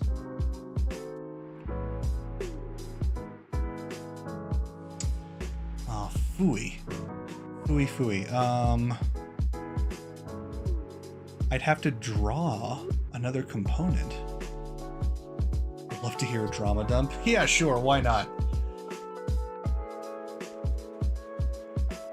Oh, okay. Well, the short end of it is that one of my community members, Lady Mando, you might remember them. I don't know if you ever interacted with them. Got a little testy with me in the Discord over an argument.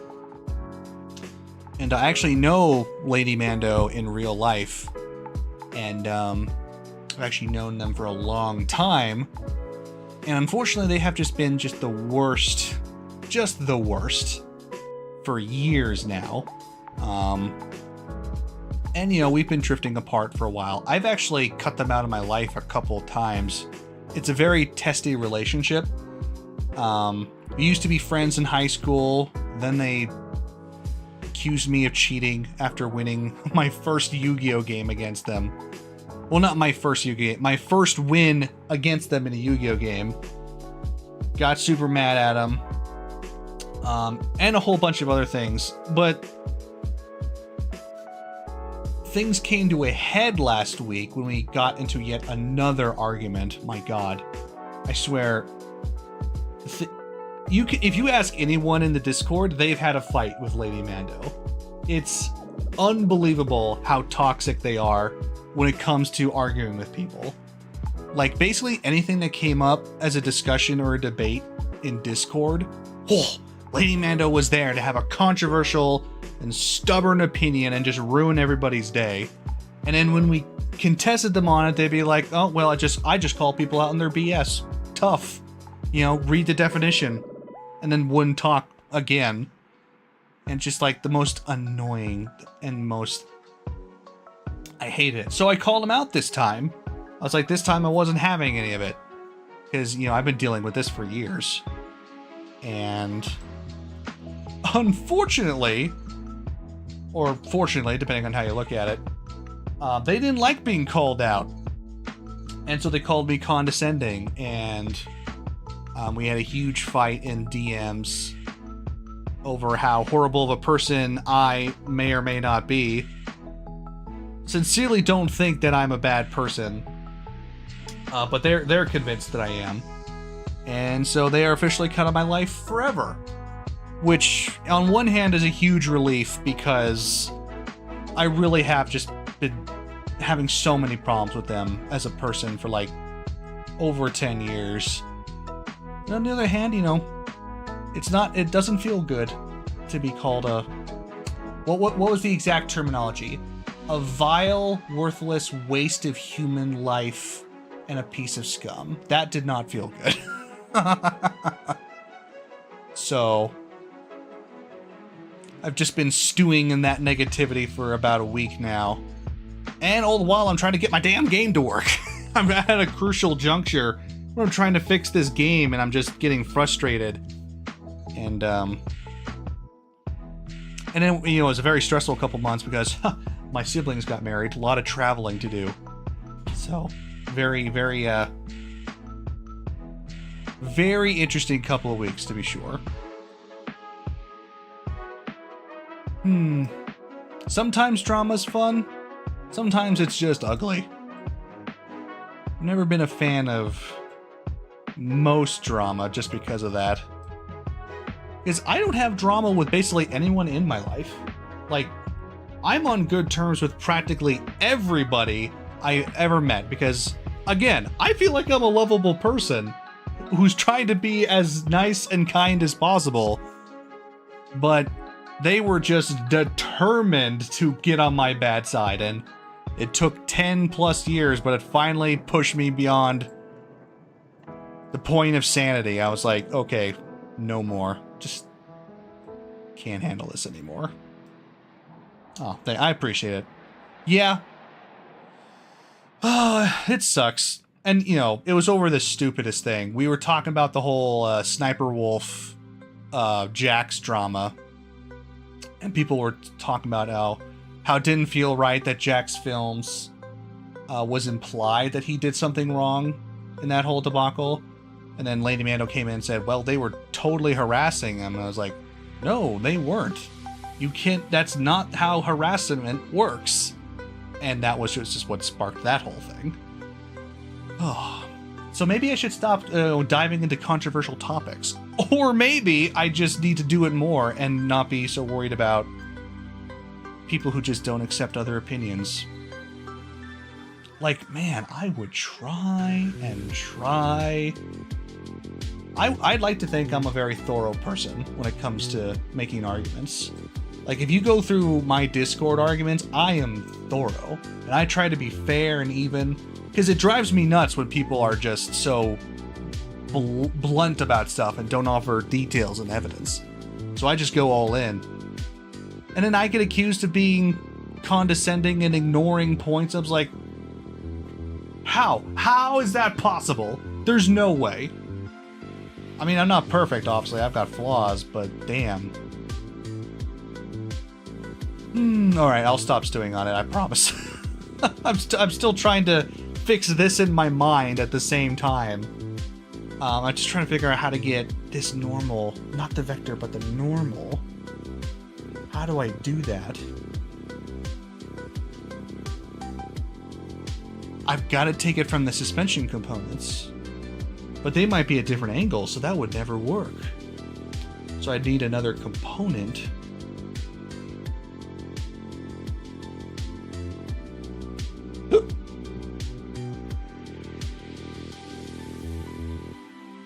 Shoot.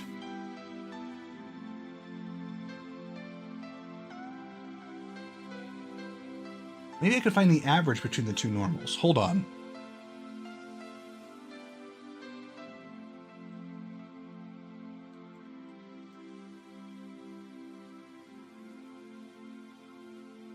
So...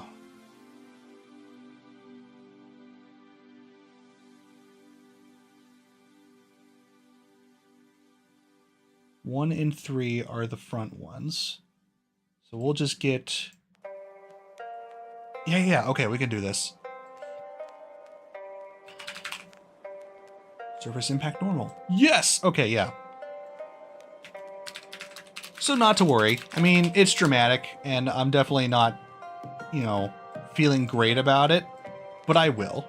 It's better to have toxic people like that out of your life anyway. You know. You just should not have people around you that make you unhappy. Just not a smart move. I just don't know why I waited so long. Oh, that's right, I didn't. I already had. And I just kept crawling back into my life because it's like... I kept feeling like they were trying to make things better and then not really trying. So... always was a little frustrated with that.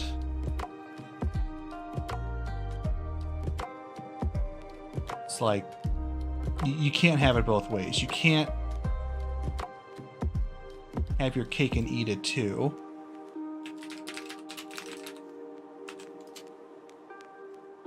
You can't come back into someone's life and say, hey, let's be friends again, and not accept, you know,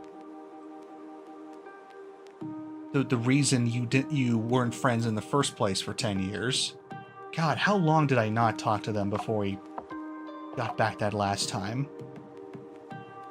And it's just friendship. There was nothing more to it.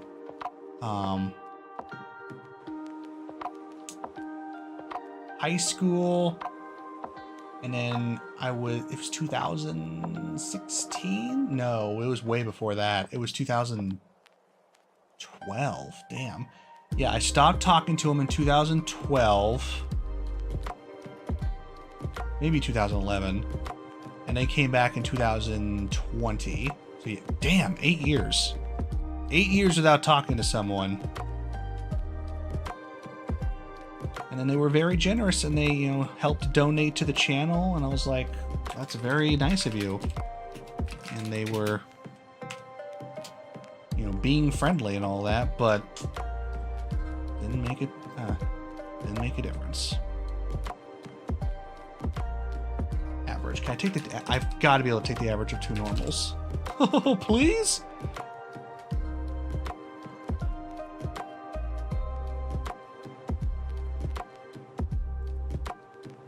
I can add the vectors together, though.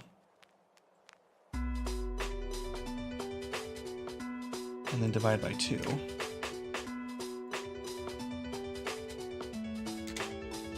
Right? That's what'll give me...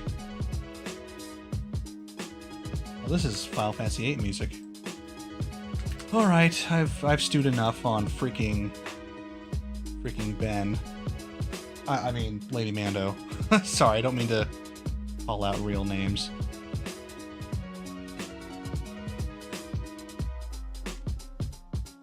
Divide by 2? No! I need to divide by 2. I could just... Yeah, that'll work. Okay, so that'll get me the normal of the surface that these two are touching, the average. Awesome. Okay, now we do the same thing here. And we will be sitting pretty. Okay, so this is the front, that's the back.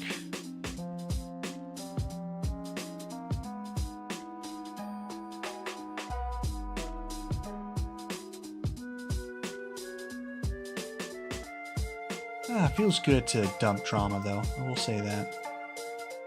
Can't really talk to my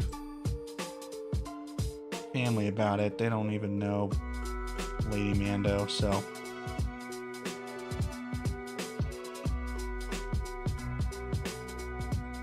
Nope, I promise I won't talk about it again. I'm sorry.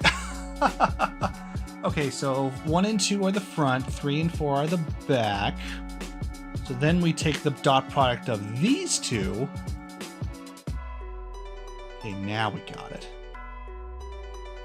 Okay, sorry, I'm just making it look nice and neat, otherwise I'm going to lose track of it. Dot product.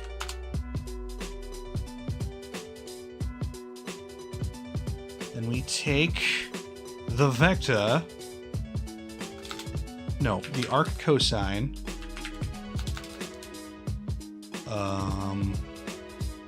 Oh, a cosine. Degrees. There we go. Unreal's weird about that. And then we have our angle of slope. Right there.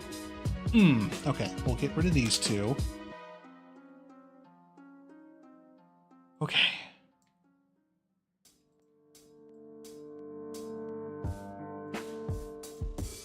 So now that we have the angle, what do?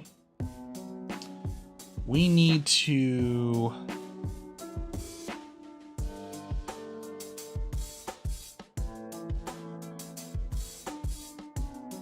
What do we need to do? When the angle is above a certain threshold, we need to increase the force of the surface. So we'll be doing the same thing here. Oh, is this Deltarune? Oh, it is. I like this one. Falling in the dark. Alright, so... But what's the threshold is the question.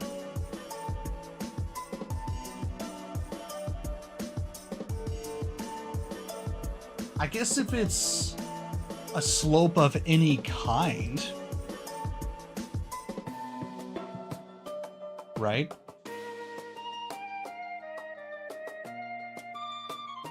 Yeah, holy crap, it is a slope of any kind.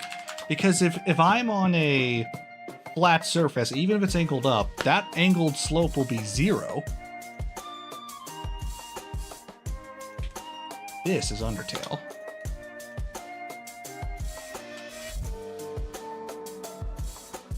So, if the slope is greater than 0, then we will apply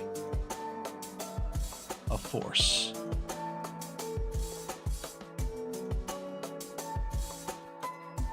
I'm going to go ahead and copy all of this. I'm actually going to put it into this function.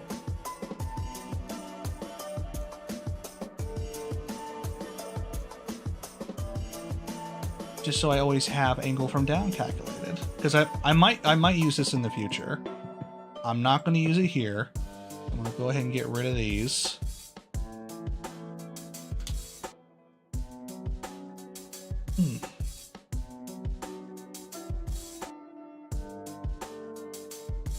We've done the branch, so these are done.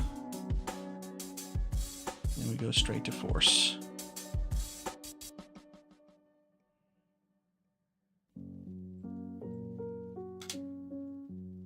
All right, and we need to add it to the bodies.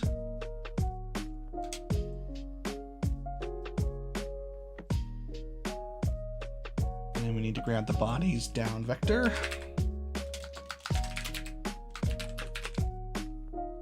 Or rather, the up vector.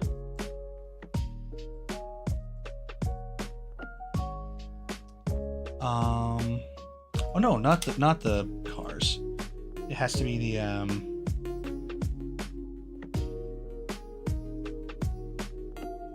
Oh no, yeah, it is get up vector. Beautiful.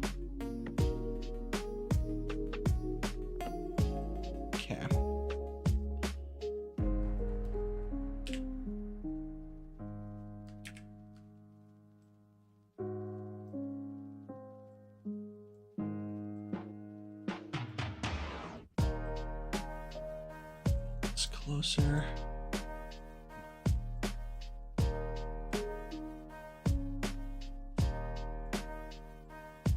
And then we should have a function. It was about the Mando situation. Yes. Someone asked, so I figured might as well bring it up, right?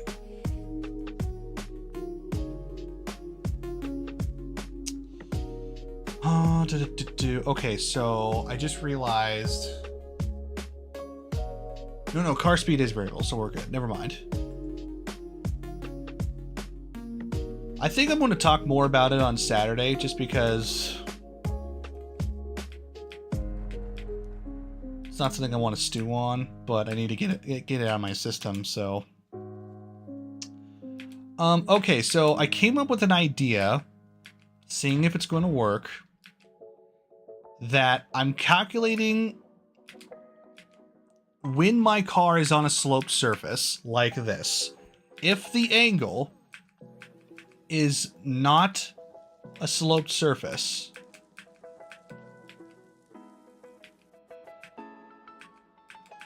then push back against the car. Or no, if it is a sloped surface, push against the car so it doesn't collide into it. First, I need to test to see if the function is even firing off. Did a whole bunch of calculations. Hopefully it's working. Okay, right now, the angle is not greater than 0. My idea is that no matter what surface I'm on, if it's a sloped surface and it's concave, like this one, for example, I will just push a force against the car so that it does not collide with the surface, and it will increase based on car speed. Okay, yes, it is working.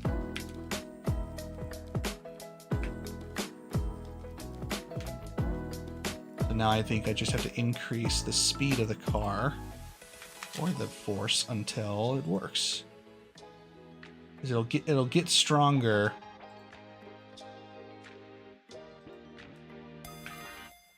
with every speed. Wow, my head is just broken today. It will get stronger the faster I go. Oh, I can't believe the whole day's been spent on this one problem.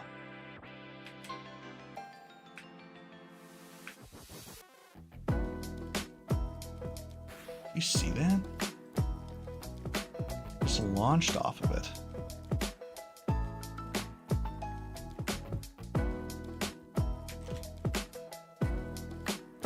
I need it to be a gradual increase, not a sudden burst.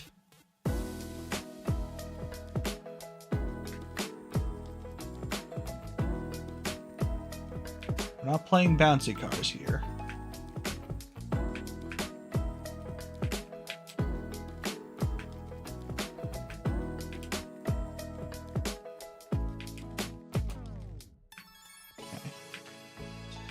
Yes, okay, it's activating over the entire surface. That's good.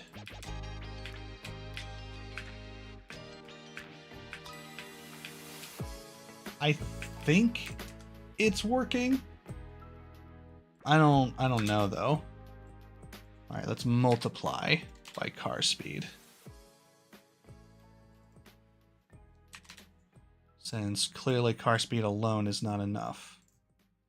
And now we just test until it works.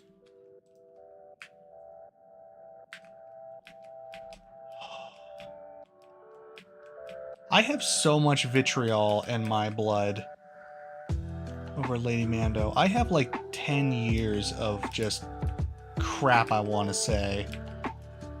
I don't have an outlet for it. Because it's mostly not nice. So I don't know if I should do anything about that.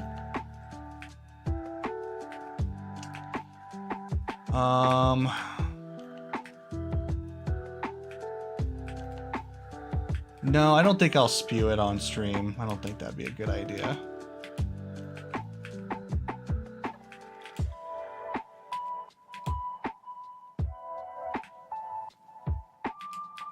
I've got better things to focus on.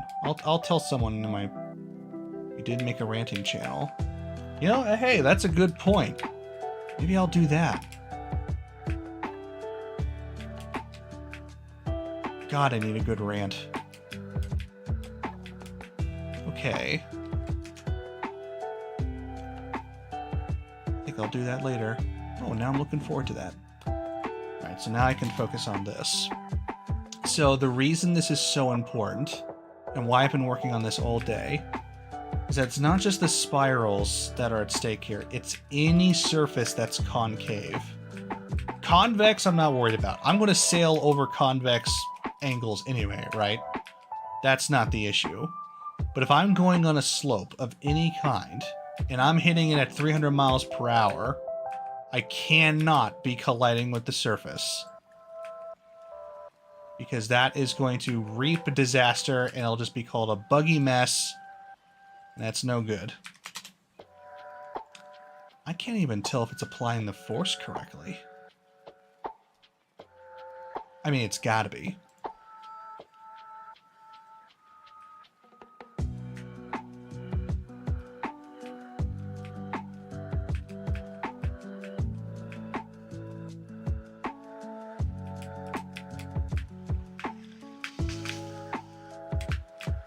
I'm not worried so much about the control as I am the kickback.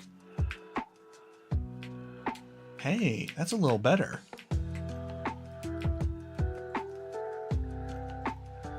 Wasn't a solve, but it was better. Okay, let's be drastic. Let's do it by 100. If I can solve this, I will reward myself by making a racetrack. And making an actual race mechanic. So I've been looking forward to doing that for months now. And this is just a slog. I am colliding far less now, though. Holy moly, it's actually working. What I'm more surprised at is that I'm multiplying it by a factor of 1,000 and it's still not making an impression. That's the crazy part. I didn't realize the force put on this car would be so... Oh my god! Okay.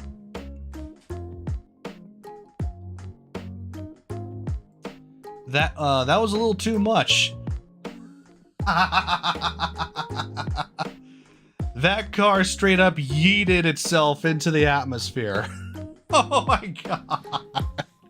Okay, so now we know the threshold. Can't go beyond 3,000 or 1,000. Right, let's do 200. Centrifugal force. Yeah, that's the problem. The problem with I'm having here is that the centrifugal force. Yeah, whatever it is, it's huge. So it is overpowering everything else in my system. So I need an equally ridiculous thing. Why is that happening? Why is it that when I'm in the air, that'll happen? I should make a check or a branch. If I'm in the air, it shouldn't. That should not trigger. Obviously.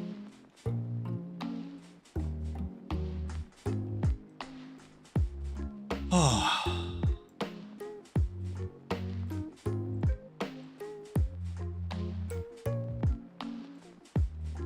If I'm not in the air.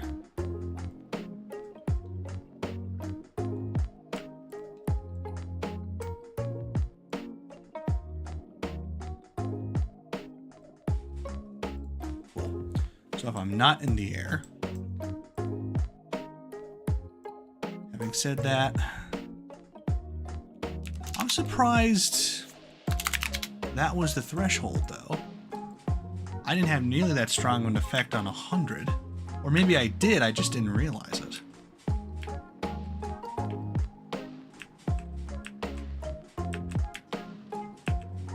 Okay.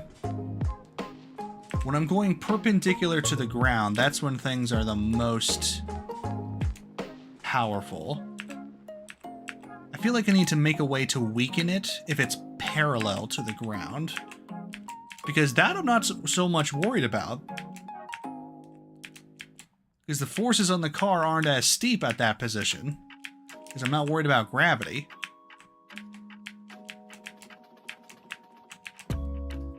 Damn.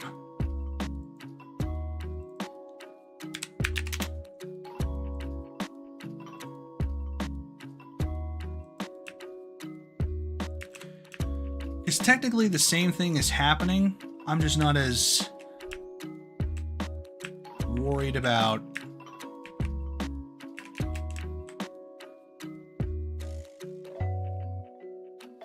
hold on. I'm finding it impossible to drive on this surface now. Because the back side is being pushed up. Make it depend on the angle of the car.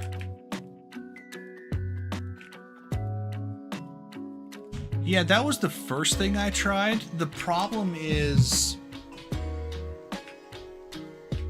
Well, if I create scenarios, it should be fine. Because I've got the angle from down, so that actually should work.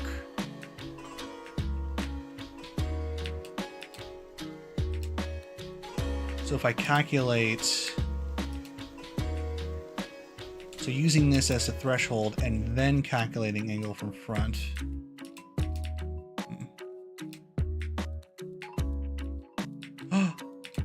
Oh my god. That's an almost smooth ride. Almost. It's not quite though. Start making tracks? Yeah, absolutely. Hit me. I'm taking all ideas. While I figure this puppy out. So I think it has to be like 200 or...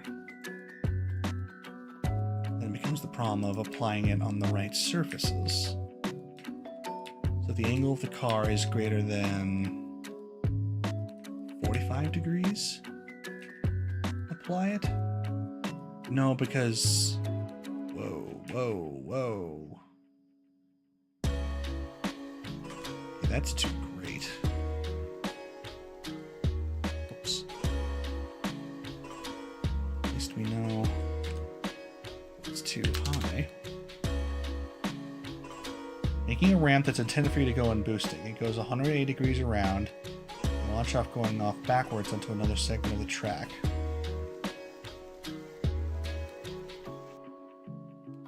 So, okay, let me wrap my head around this. You go into a ramp. You go in boosting. It goes 180 degrees around. So like a horseshoe or like a...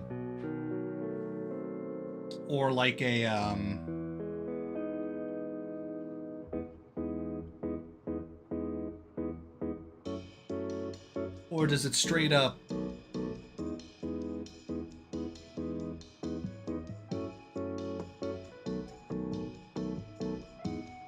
So if you go into it, are you being launched backwards, or are you being launched forwards in a horseshoe or along a track to another section of the track?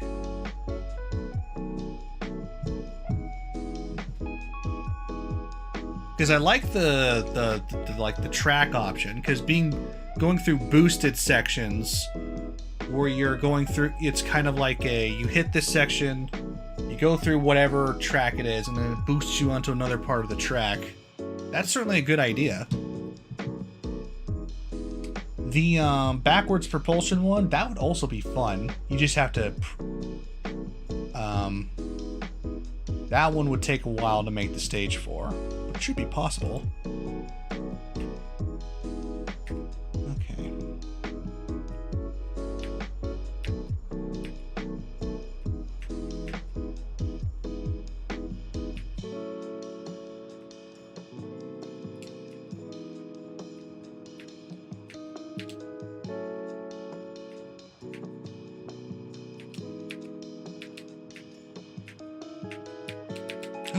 There it is.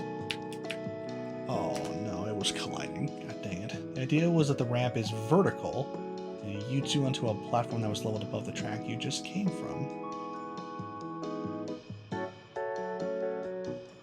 Ah, I like that. Okay, yeah. I can see it now. Okay.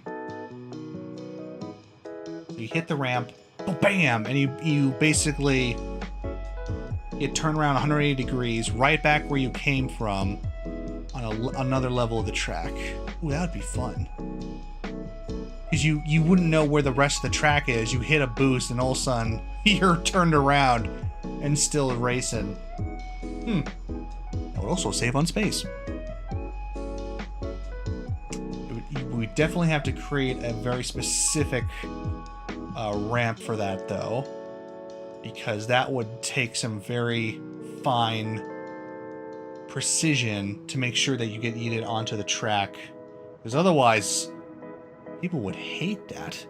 If you had to go onto a I mean,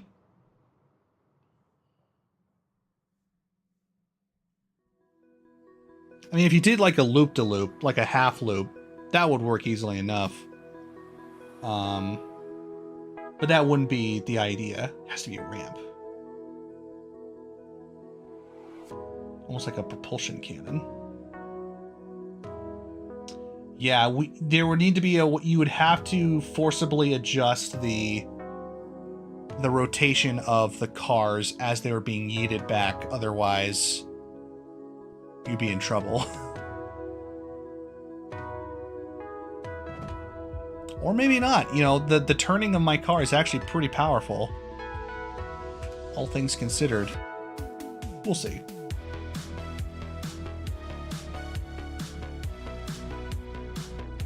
The 200 is too powerful. 190 is not powerful enough. Let's try 195. Watching because I got school. What's going on? Hey, Yggdrasil. I'm making some video games, and I'm currently trying to create a force acting on the car that pushes from the ground, depending on how fast the car is going. Maybe I shouldn't push from the center of the car. No, it has to be the center of the car. 190, huh? That's the threshold. It's a weird threshold to have.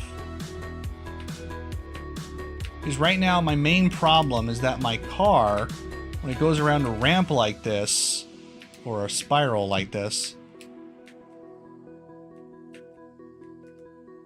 Wait, it didn't work that time. What was different that time? Oh no, this is going to be a consistent problem, isn't it? Okay. Because this will also lay the groundwork for my tethering component, which will hold the car to the surface.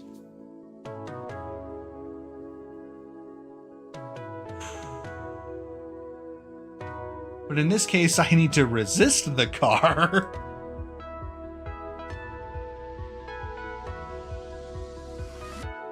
Okay, the force is too strong because it's getting yeeted off the surface.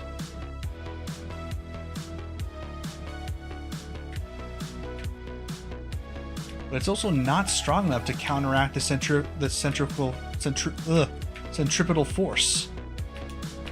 Because, God, the amount of speed on this thing is ridiculous.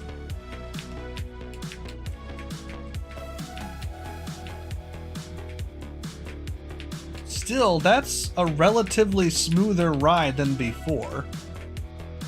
That appears to be working. Yeah, that's true.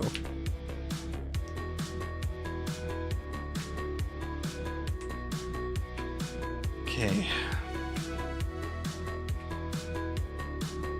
It's not the smoothest ride. I feel like I still, like another inch I need to go, but I go much further and the car's just going to get yeeted off the track.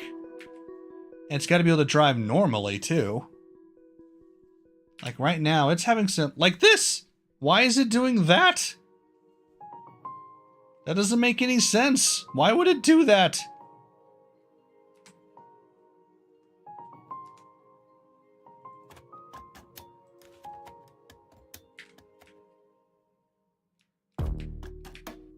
If I lose contact with the surface at any point during this process, the car is doomed. Yeah, that camera's not helping.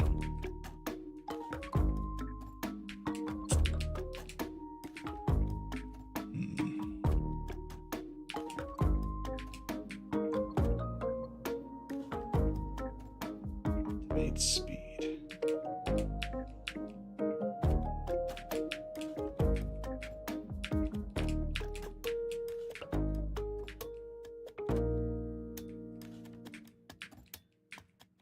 I mean, the car is quote-unquote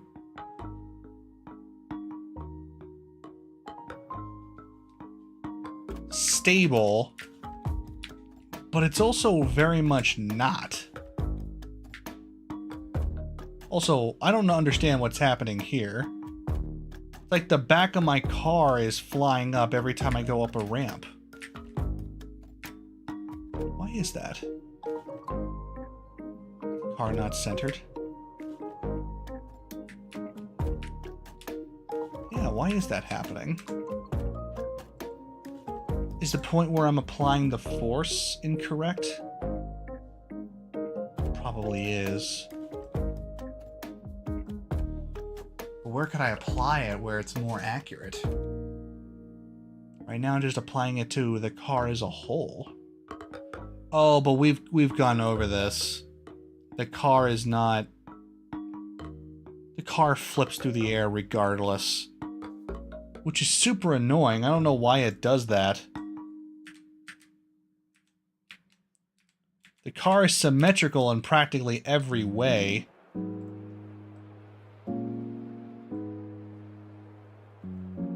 The heck? No, I'm gonna need you to join your oh my god.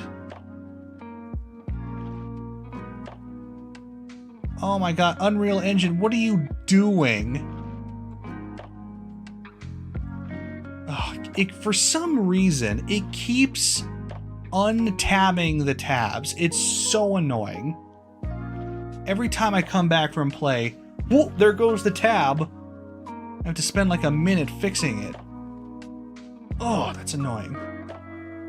Anyway. What was I doing? Right. The car. The model is not symmetrical. And it looks symmetrical, but apparently not.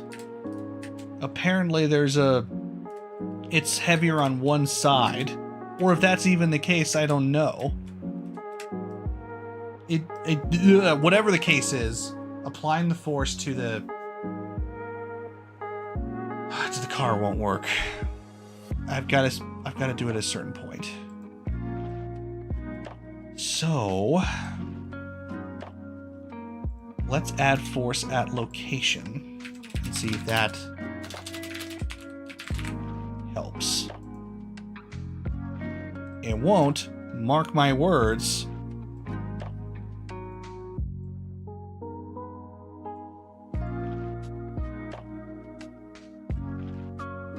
Right, there's the force. And we can determine the location with front and back suspensions.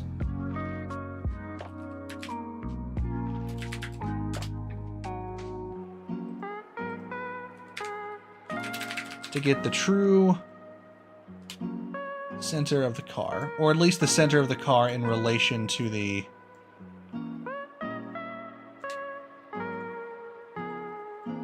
suspensions.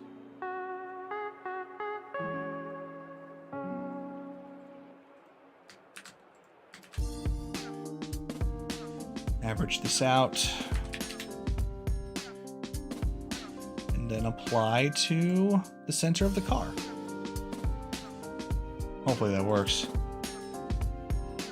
Perfect game opinions on Bloodborne. Recently started playing, I'm more in love. Oh, Bloodborne's one of my favorite games. Oh my god. Bloodborne is such a great game. I mean, From Software in general, they make really great games, but Bloodborne in particular, like if you had to pick out their best games, like it would be between Bloodborne, Elden Ring, and probably Dark Souls. Bloodborne is just such a wonderful vibe and environment, and it's strangely accessible for people who usually can't get into Souls games. So that really helps its reputation. Plus, who doesn't like Victorian stuff? Just a great theme in general. Okay.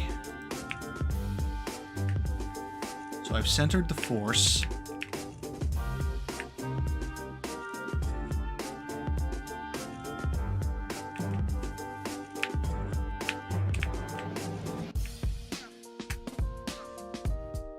What on earth is happening?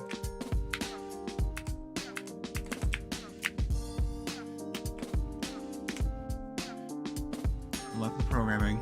Thank you, I appreciate it. Hopefully this goes well.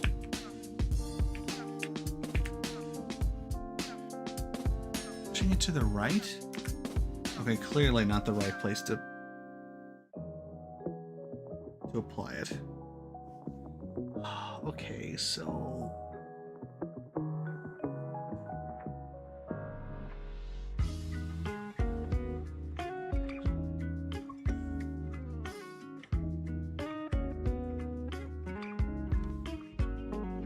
screw it. Let's not give it a location. Let's just say dead center 000.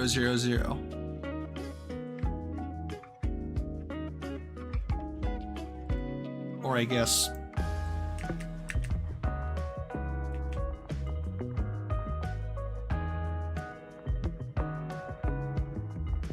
Yeah, let's just do 000, see what happens. Enjoy your Bloodborne. I'll enjoy my racerroyale. What on earth is happening? I could not tell you what is happening to this car. Why is it flipping to the side?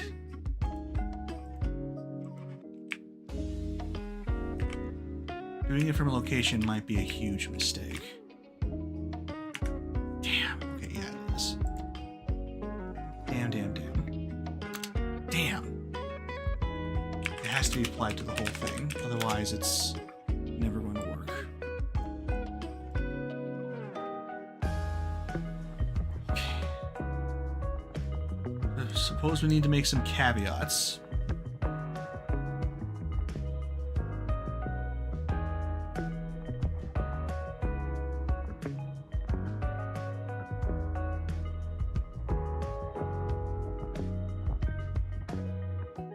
I said if the angle was greater than 0.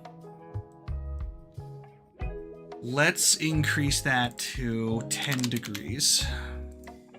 Let's see if that makes a significant difference. Because this should not affect my ability to go on this surface right here. God dang it. Except it totally did.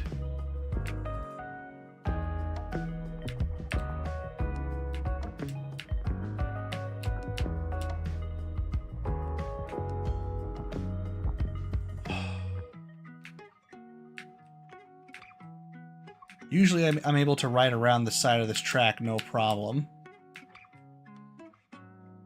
Like this. Look at that, no problem.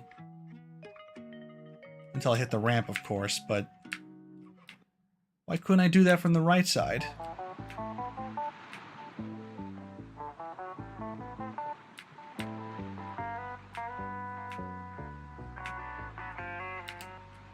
Going too fast for one.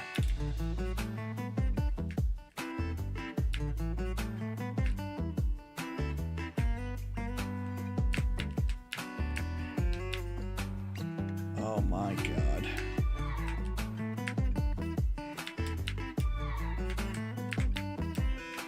There. I'm going to need to create a component that, like, locks the car to whatever surface it's on.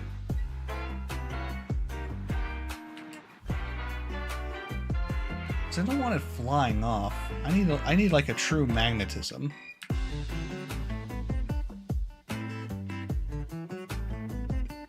A bottomless pit? I want one of those. A bottomless pit. Hell yeah. Be very useful to dispose of my enemies. Kick stuff into it all the time.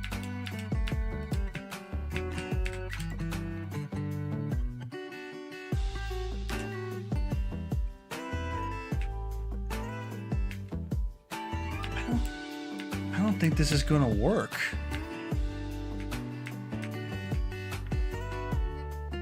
It's causing more problems than it's solving, honestly. Because the car is still colliding.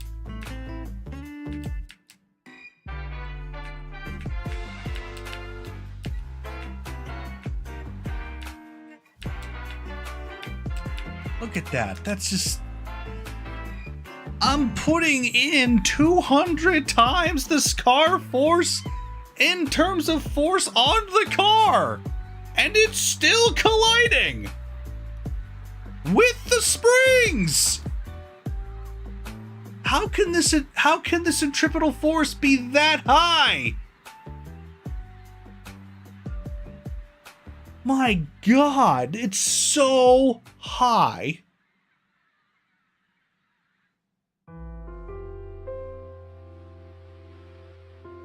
Oh my God.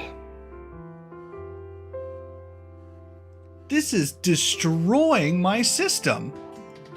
I don't know how to counteract this.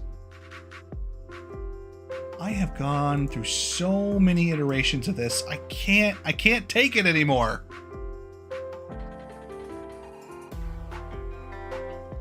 This was the best solution I had, and it's still not working. It worked better than all the rest, I will say that. But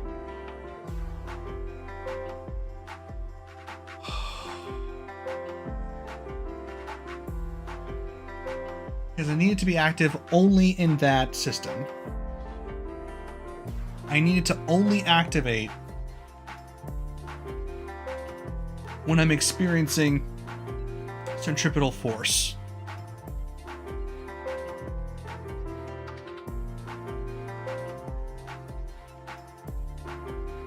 I also tried the invisible collision idea. It just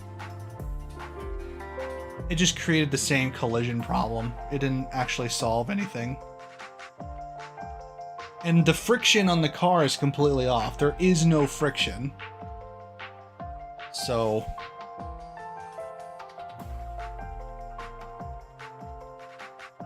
oh, actually, now that I think about it, I should probably turn that back on. Otherwise, the car will go too fast.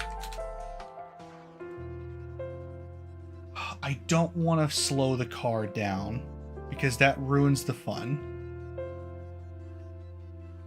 Not to mention that people are going to find a way to get this fast anyway.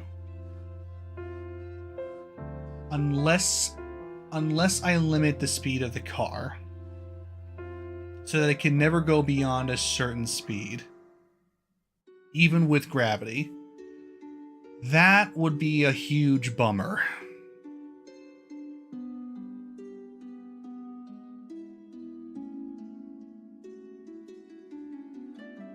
But it might be required.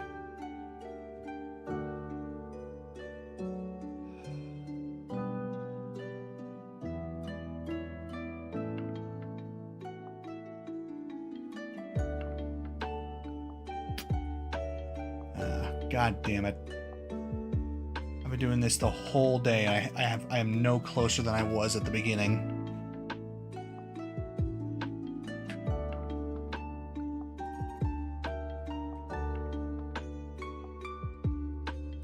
No, not yet. I was actually considering going on the Unreal Discord and asking around.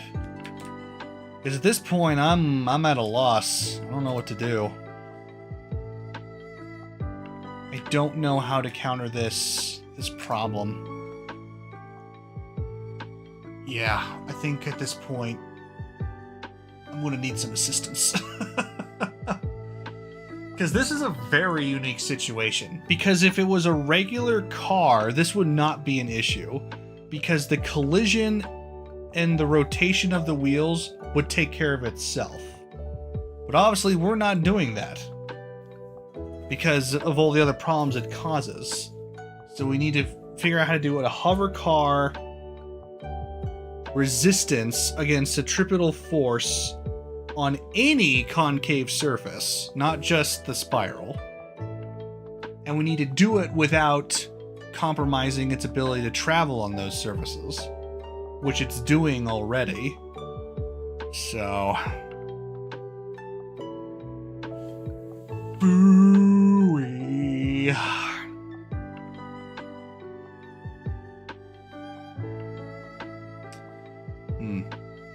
I just had a thought.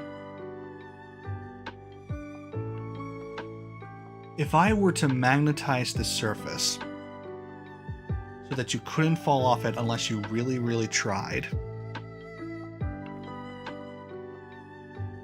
and then just jack up the force we're doing as much as we can,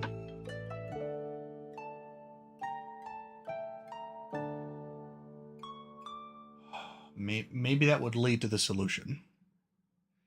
Because one of the problems I'm having is that once the counter force is high enough, either the back or the front of my car is coming off of the track, at which point we're donezo. But if we can keep the car tethered to the surface, But that would just mean adding another force to the car, which would add even more to the to the freaking force. I hate saying that word. Centrifugal, centripetal, whichever one it is.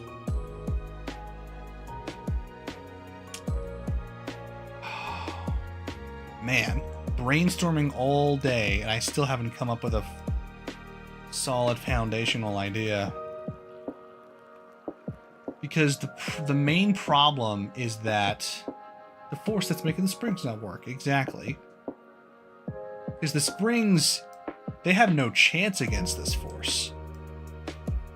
I cannot feasibly make this any higher because it's already a bouncy boy.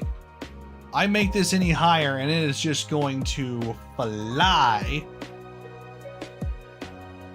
But the fact that I can't override this force even with that force as high as it is combined with my additional force, that's really something.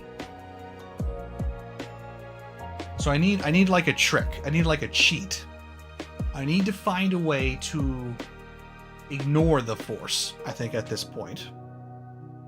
Or cancel it out completely. Which is why I liked the invisible collider idea so much. But the problem is with that, it creates friction, or it just adds another collision, or it just makes it impossible for the car to move. Which is super annoying, by the way. Don't like that, that's for sure. So I'm just trying to figure out a way. I wonder if there's a collider type that collides but doesn't offer friction. Well, yeah, it's the normal type. It's not the friction that's the problem.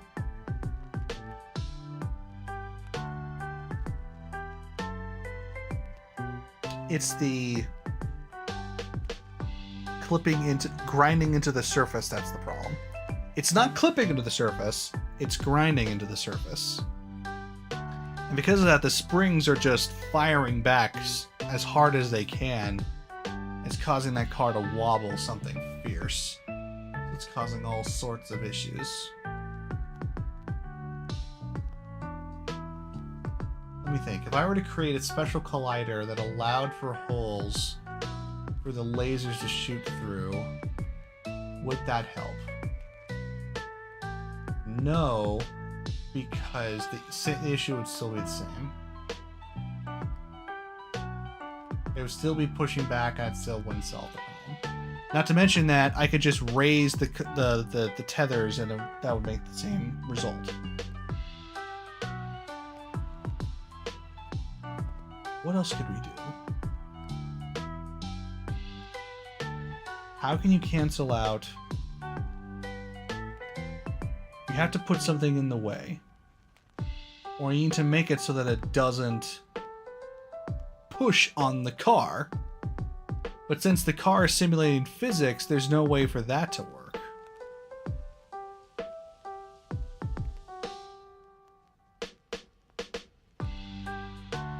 And I already have a system in place that's pushing against it based on the car speed. So it's not like that's...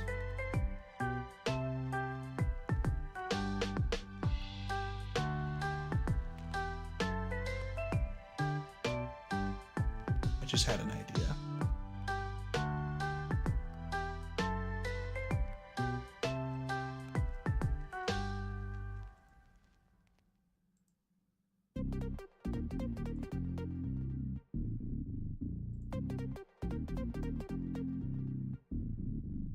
An up-down counter speed.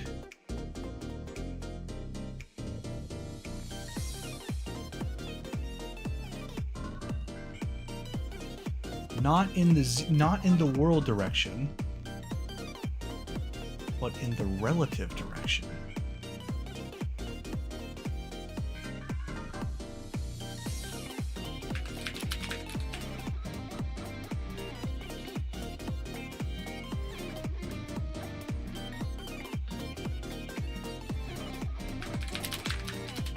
add force.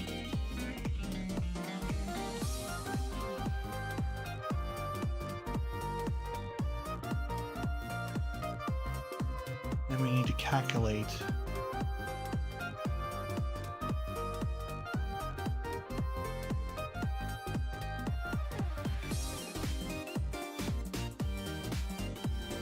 get, what do we need? What do we need? We need r's down vector.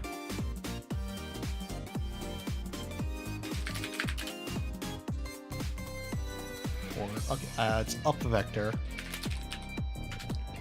Reversed.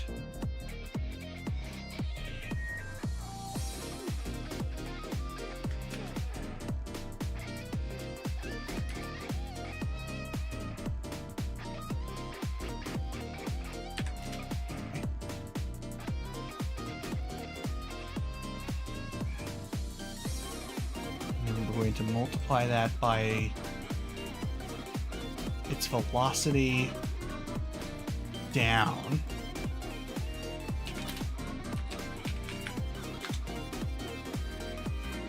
Linear velocity. Would linear be relative? Can I get the velocity at its down direction? I can.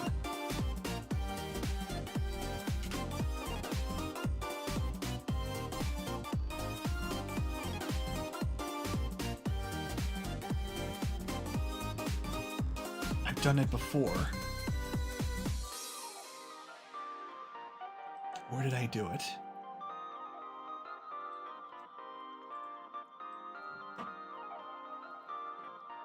You get the velocity of the object.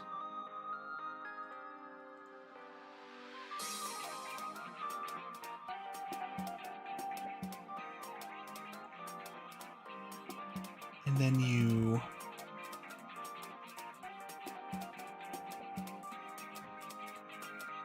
angular velocity, where is it? Calculate speed angles. Here? Yes. Get the velocity. Normalize it.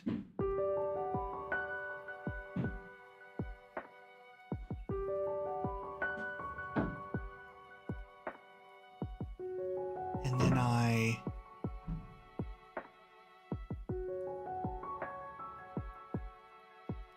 need to extract the vector pointing down from that velocity.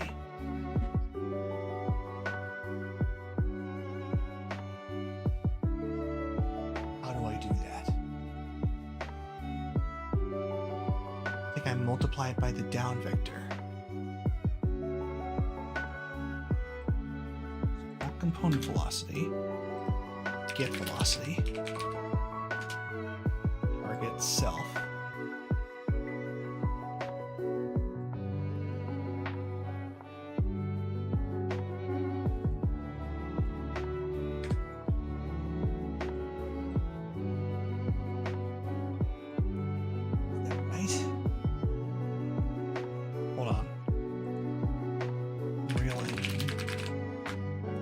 It's not an Unreal Engine problem.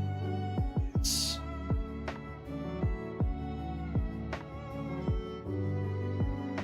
extracting vector from a vector. Yeah, subvector.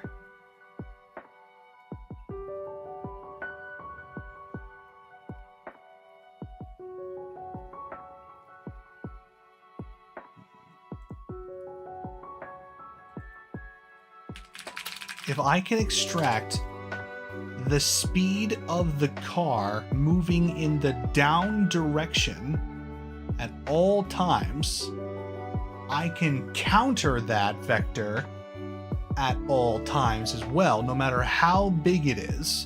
So then I can have it activate in certain instances and counter the centrifugal force no matter how great it is. The difficulty is to figure out how to get that vector, because it's got to be in the down direction of the car no matter what angle or rotation it's at.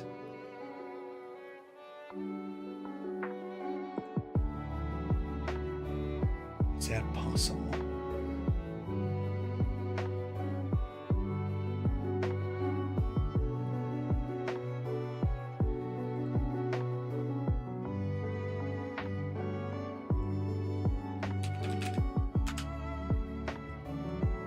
Let's see.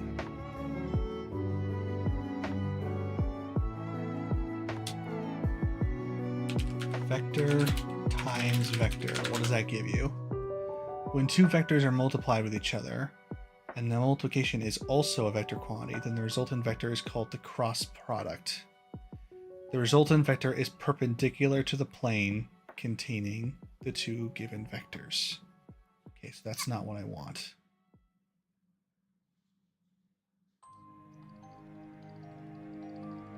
What about divided by vector?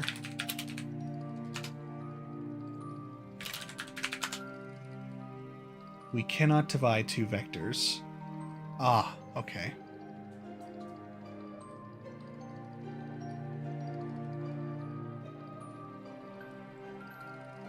Vector plus vector.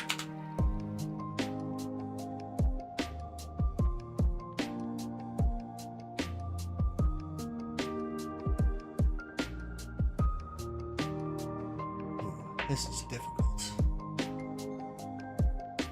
So let's say, let's think of this as a triangle. I am moving diagonally up. Or let's say diagonally down, just for simplicity.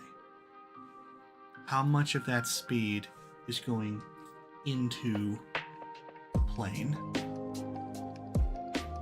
You would make 90-degree angle to that vector.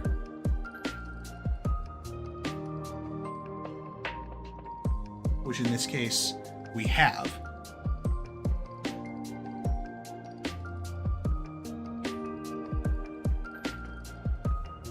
Oh, I feel like I'm so close. I just math my way out of this. Extracting the magnitude of a vector in a certain direction.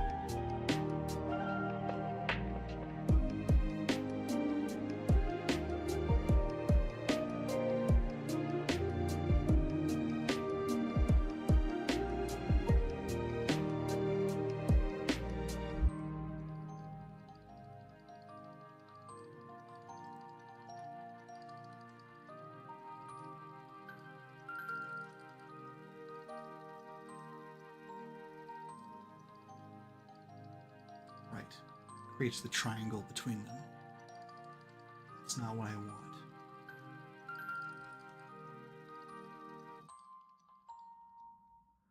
I want to take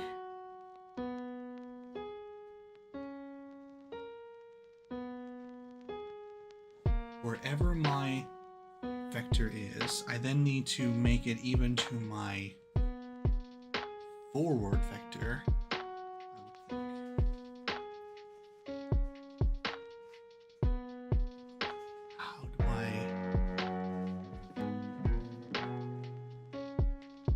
The down vector will always be consistent. How do I calculate the magnitude of that difference?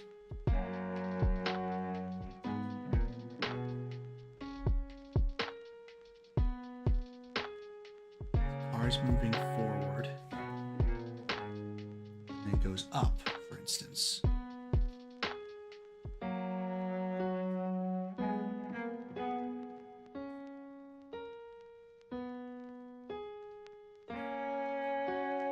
Oh, we subtract the forward vector.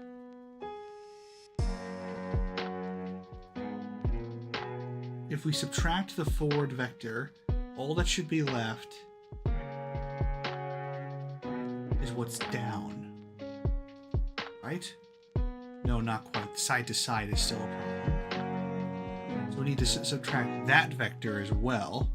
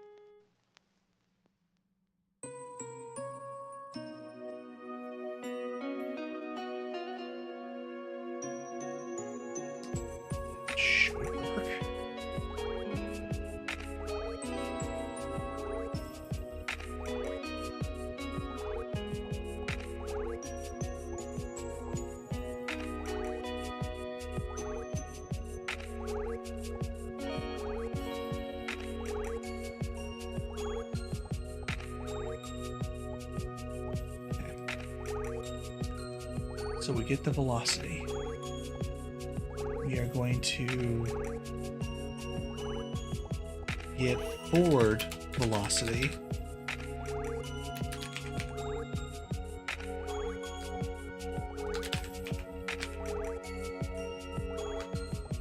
How do...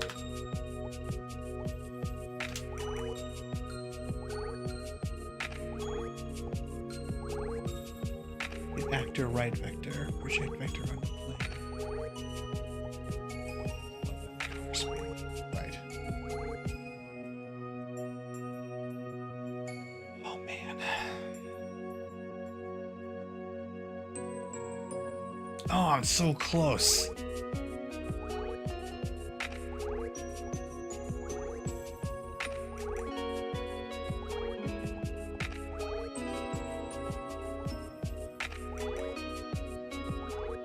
So close.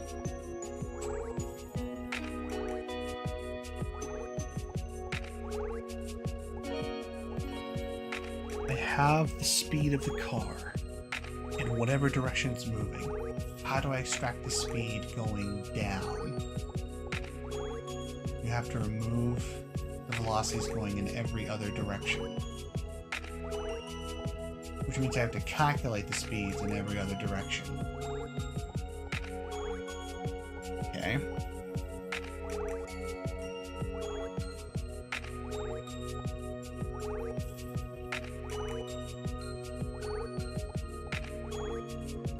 Which I don't think is that hard. I think I've done it before.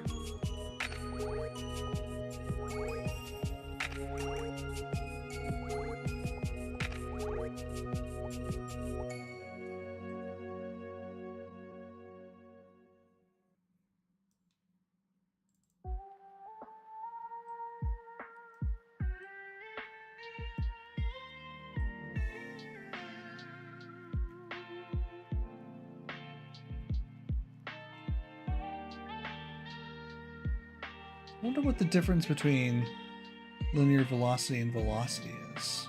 Maybe I should get the linear velocity rather than the velocity. I don't know the difference.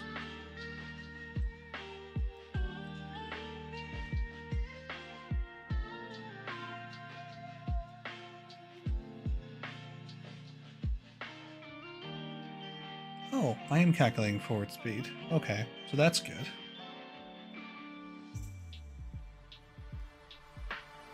That's a float.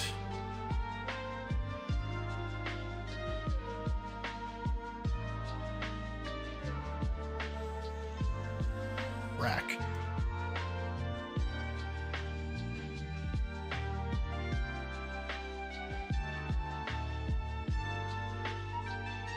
Returns velocity of the root component.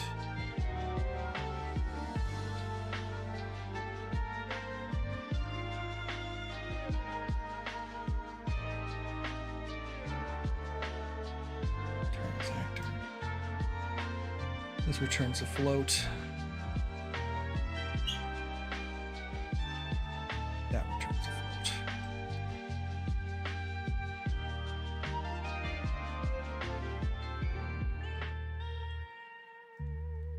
This gives a linear velocity of a single object. Okay. Okay. The idea I had is kind of falling apart in my mind because I don't know how to do it. This is a very tricky thing to pull off.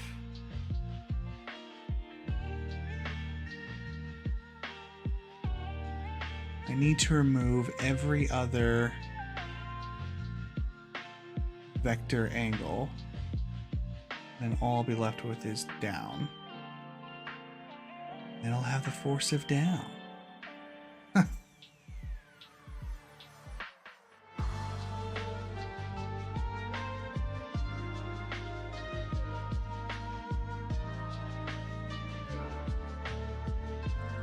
Unreal Engine, determine force in single,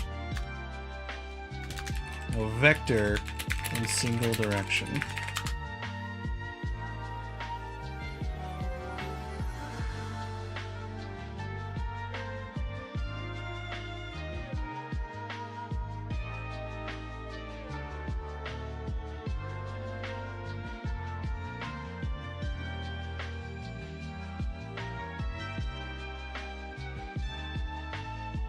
get forward vector. That'll just get me the direction it's pointing. It won't tell me how fast it's going. Maybe I should just ask for velocity in a single direction.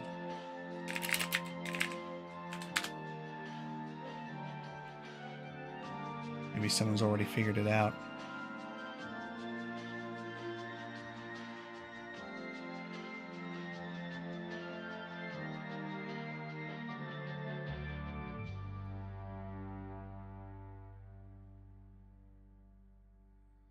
Get component velocity.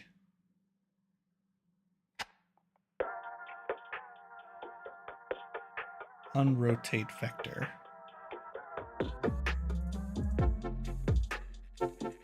Interesting. Hold up, this is a very interesting thing I just found.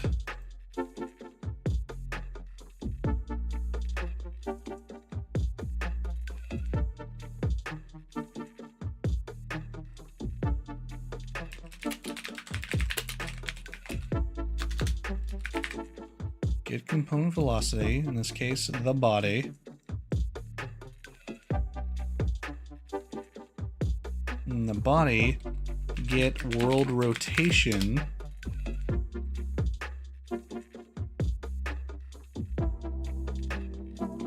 And then unrotate vector. Huh. And then you split this. Yo.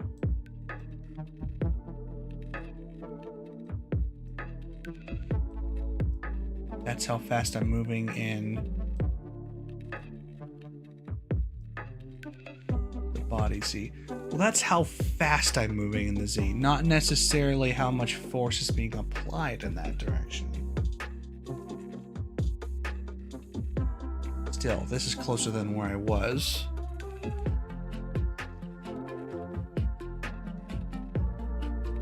Because the problem is not that I'm moving that fast in that direction, it's that I'm being pushed in that direction that fast. So close.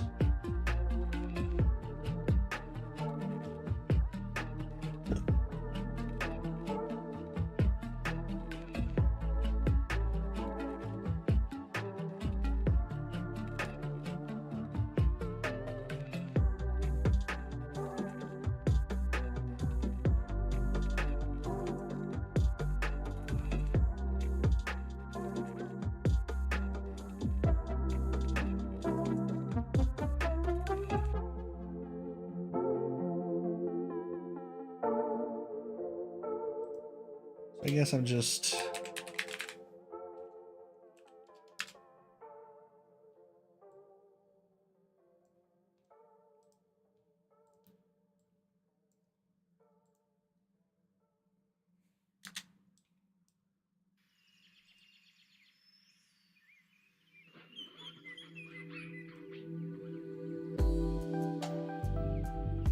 Could it really be that simple?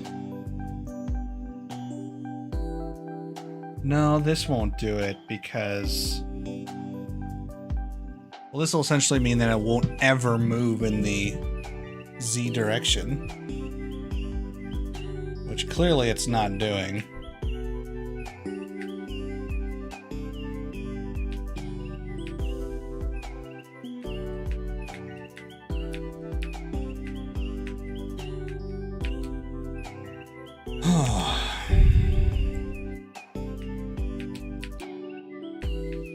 See, obviously it's still colliding.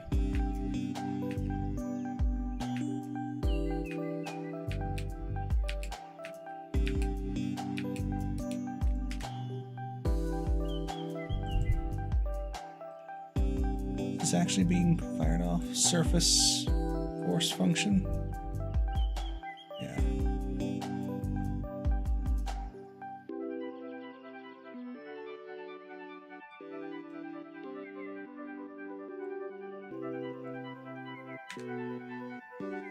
By -1.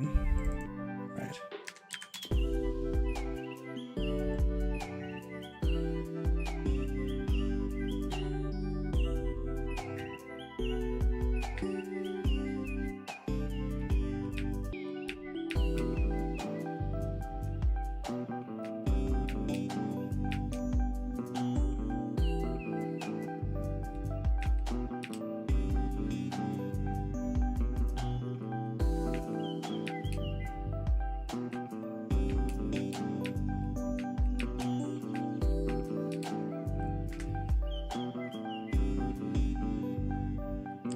Calculate centripetal force equals mv squared over the radius. I'll never be able to calculate the radius. Are you kidding me?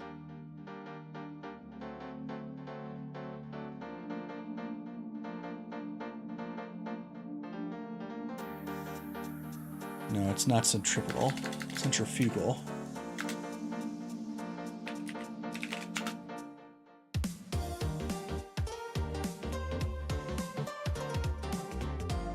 Well, centripetal is when you're on the inside of the wheel. Centrifugal is when you're on the outside of the wheel. So it is centripetal.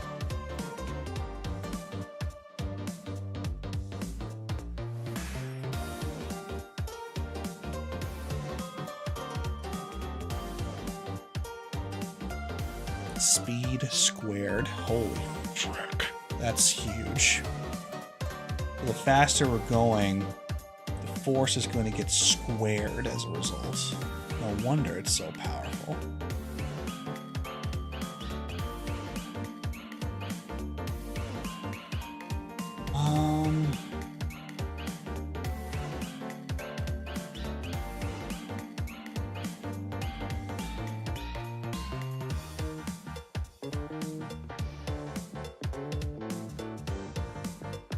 Now that I know that, let me disable this real quick. Let's improve this calculation. That instead of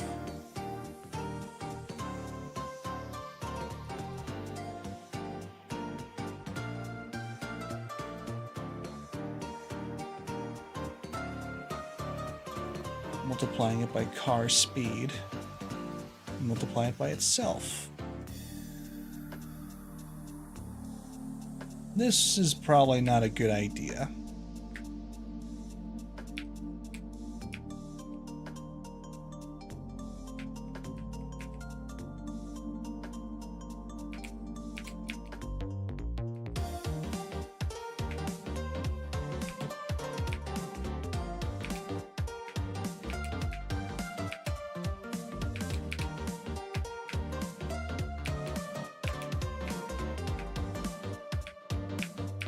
Still grinding.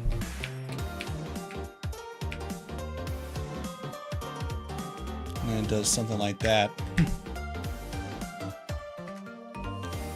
It's just not the right move.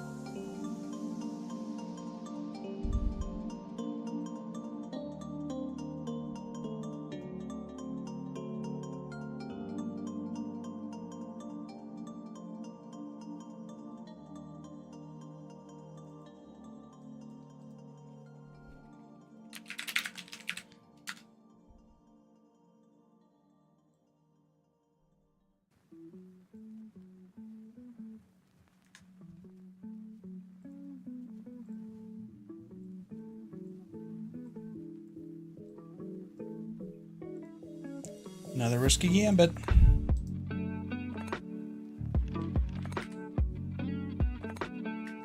Yeah. Of course that wouldn't work.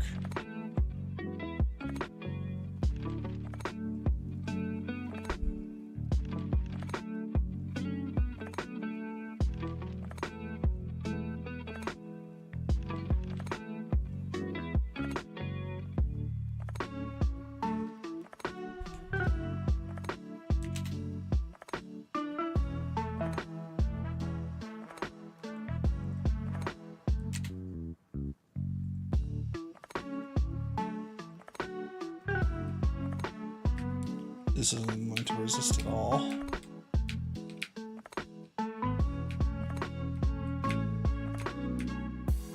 God dang it.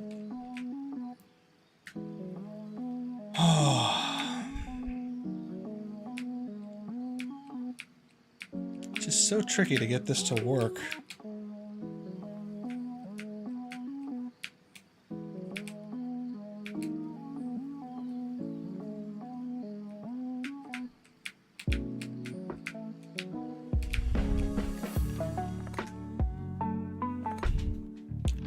So the unfortunate part is that no matter how much I increase the force, it's still colliding.